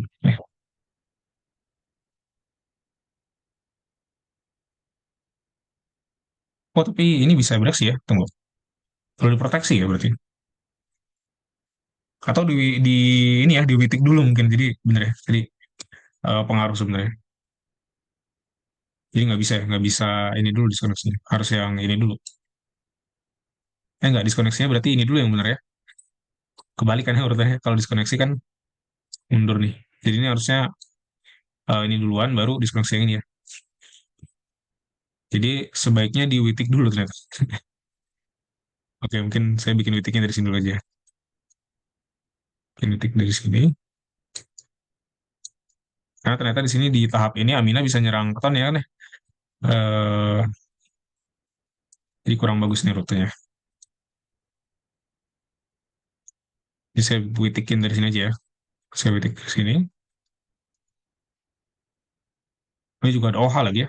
OH dengan witik juga kurang bagus ya. Hmm, jadi agak sulit nih.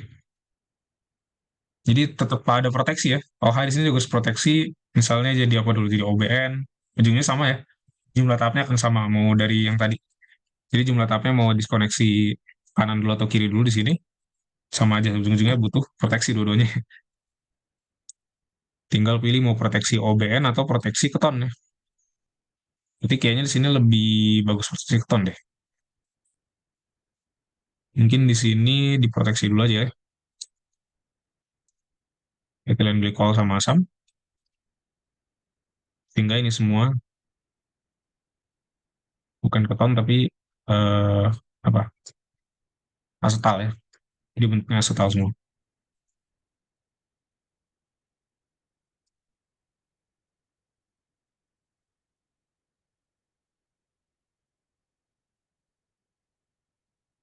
Ini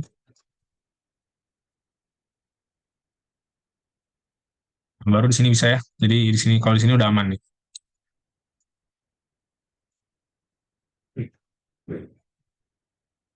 Ini akan bereaksi dengan OTS-nya aja ya. And still gitu ya. Nah, ini di deproteksi. Saya lanjut ke halaman selanjutnya ya. Deproteksi ketonnya udah habis slide-nya. Bentar ya. Saya tambah dulu. Ini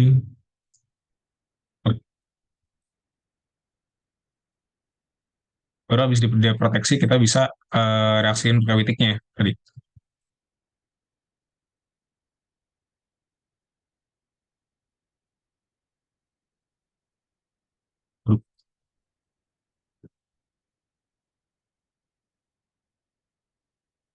Jadi keton kita reaksiin sama witiknya jadi ya. Jadi untuk targetnya ya.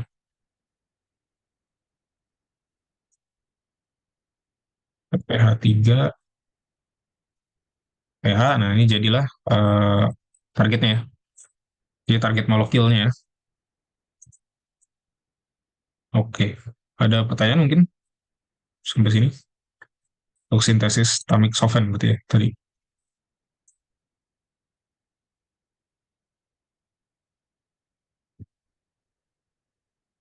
Apakah aman guys? Adakah yang mau nanya? Gimana? Kalau ada yang nggak ngerti bilang ya. Kan saya ulang nanti. Misalnya ada bagian sini yang saya agak rancu, kan saya jelaskan ulang gitu ya.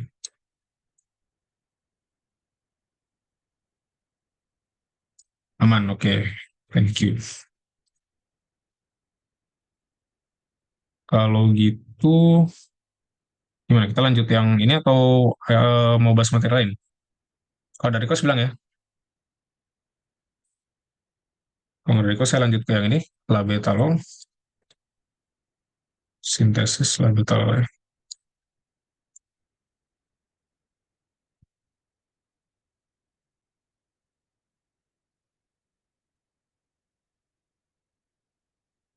Kok masih?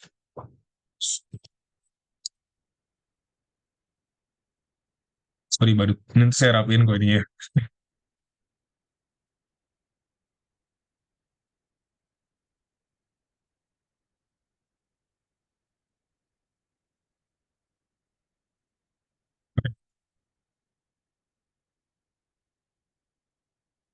Oke, yang nomor selanjutnya. Oh, nomor selanjutnya. Oke, ada request nomor selanjutnya, tapi yang labetalol juga. Oh, kalau mungkin ini dulu ya.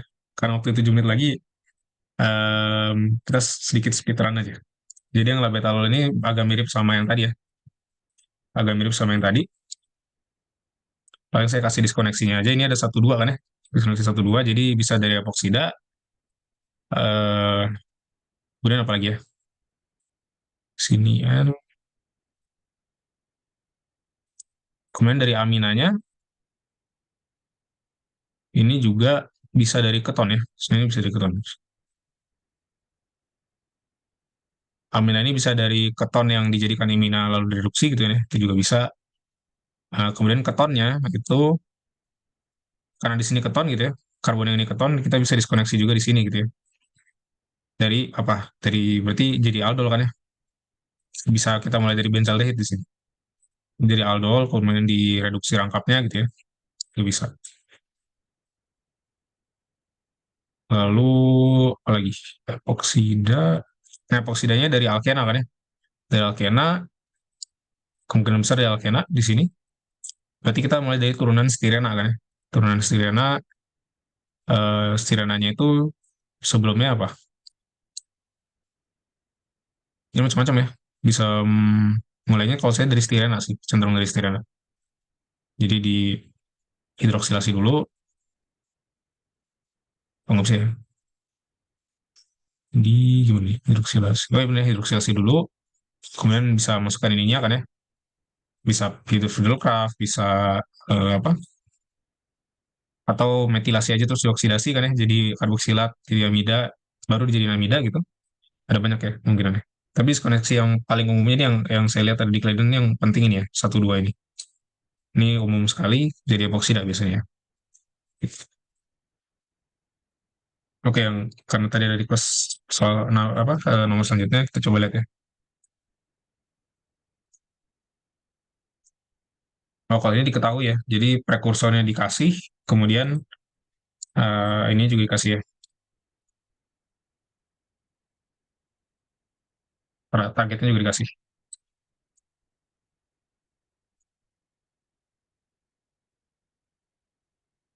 Nah, kalau ini lebih enak sih ya. Jadi karena di sini kita bisa nambahin karbon seenaknya sih ya. Karena dia kan intinya mau salah satunya reagennya ini kan ya.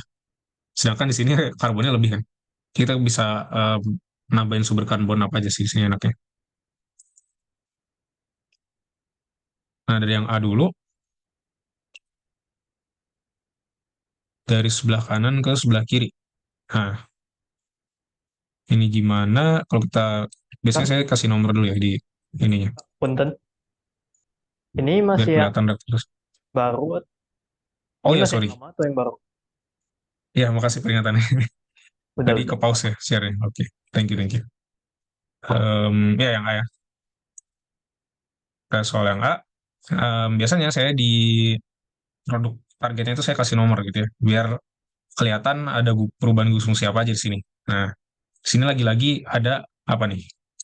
Kayak tadi ya, ini ada satu dua nih, koneksi satu dua. Jadi kalau kita putusin vinyl di sini, kita punya epoksida kan ya, punya epoksida yang bisa diperoleh dari alkena kan ya. Jadi di sini saya rasa tahapnya yang terlihat paling jelas itu proteksi kan ya. Jadi proteksi sehingga jadi asetal.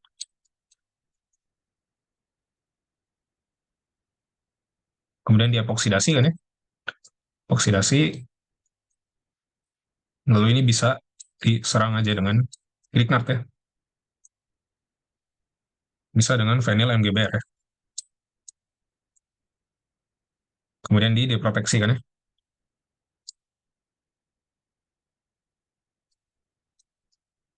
OMGBR, ini pH, ini masih terproteksi ya. Nah, dari sini bisa sekalian nih, ini bisa sekalian deproteksi, sekalian workup kan ya. Biar OMGBR-nya jadi OH, kemudian ini lepas jadi aldehid lagi.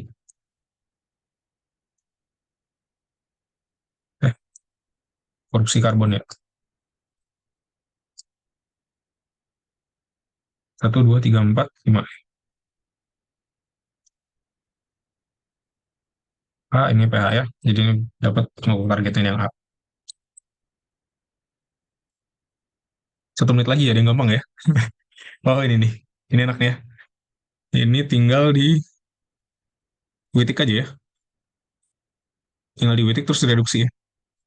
Kita lihat diskoneksinya di sini sama di sini. Berarti kita punya reagennya kayak gini ya. O, O, ini sama ini ya. Ini udah ada langsung muncul ya. Dan cuma ininya, cuma nanti di sini dia ada rangkap kan ya. Jangan lupa direduksi gitu sih. Paling. Gue nggak. Nah, kalau ini dari ini aja ya. Dari dikarbonil gini. Bener nggak dikarbonil? Oh, bukan ya. Dari alfa hidroksikarbonil ya. Dari kayak gini kalian reaksiin sama aseton dan asam ya. Ini kan jadi apa? Enol jadi enol dulu kan ya. Enol tahu merasik ke enol, kemudian OH-nya nyerang ke tahun sini kan ya. Nyerang karbonil di sini, dia akan menjadi ini ya. Ya kebayang ya, ini yang soal G ya. Oke, karena waktunya udah habis, mungkin saya balikin dulu ke ini ya, penanggung jawab. Oke. Eh, Sebelumnya terima kasih ya Kak Bayu udah mau nutor esok buat malam ini gitu. Mungkin sebelum kita akhiri sesi keratin hari ini, mungkin aku mau minta dukung dulu dari masuk.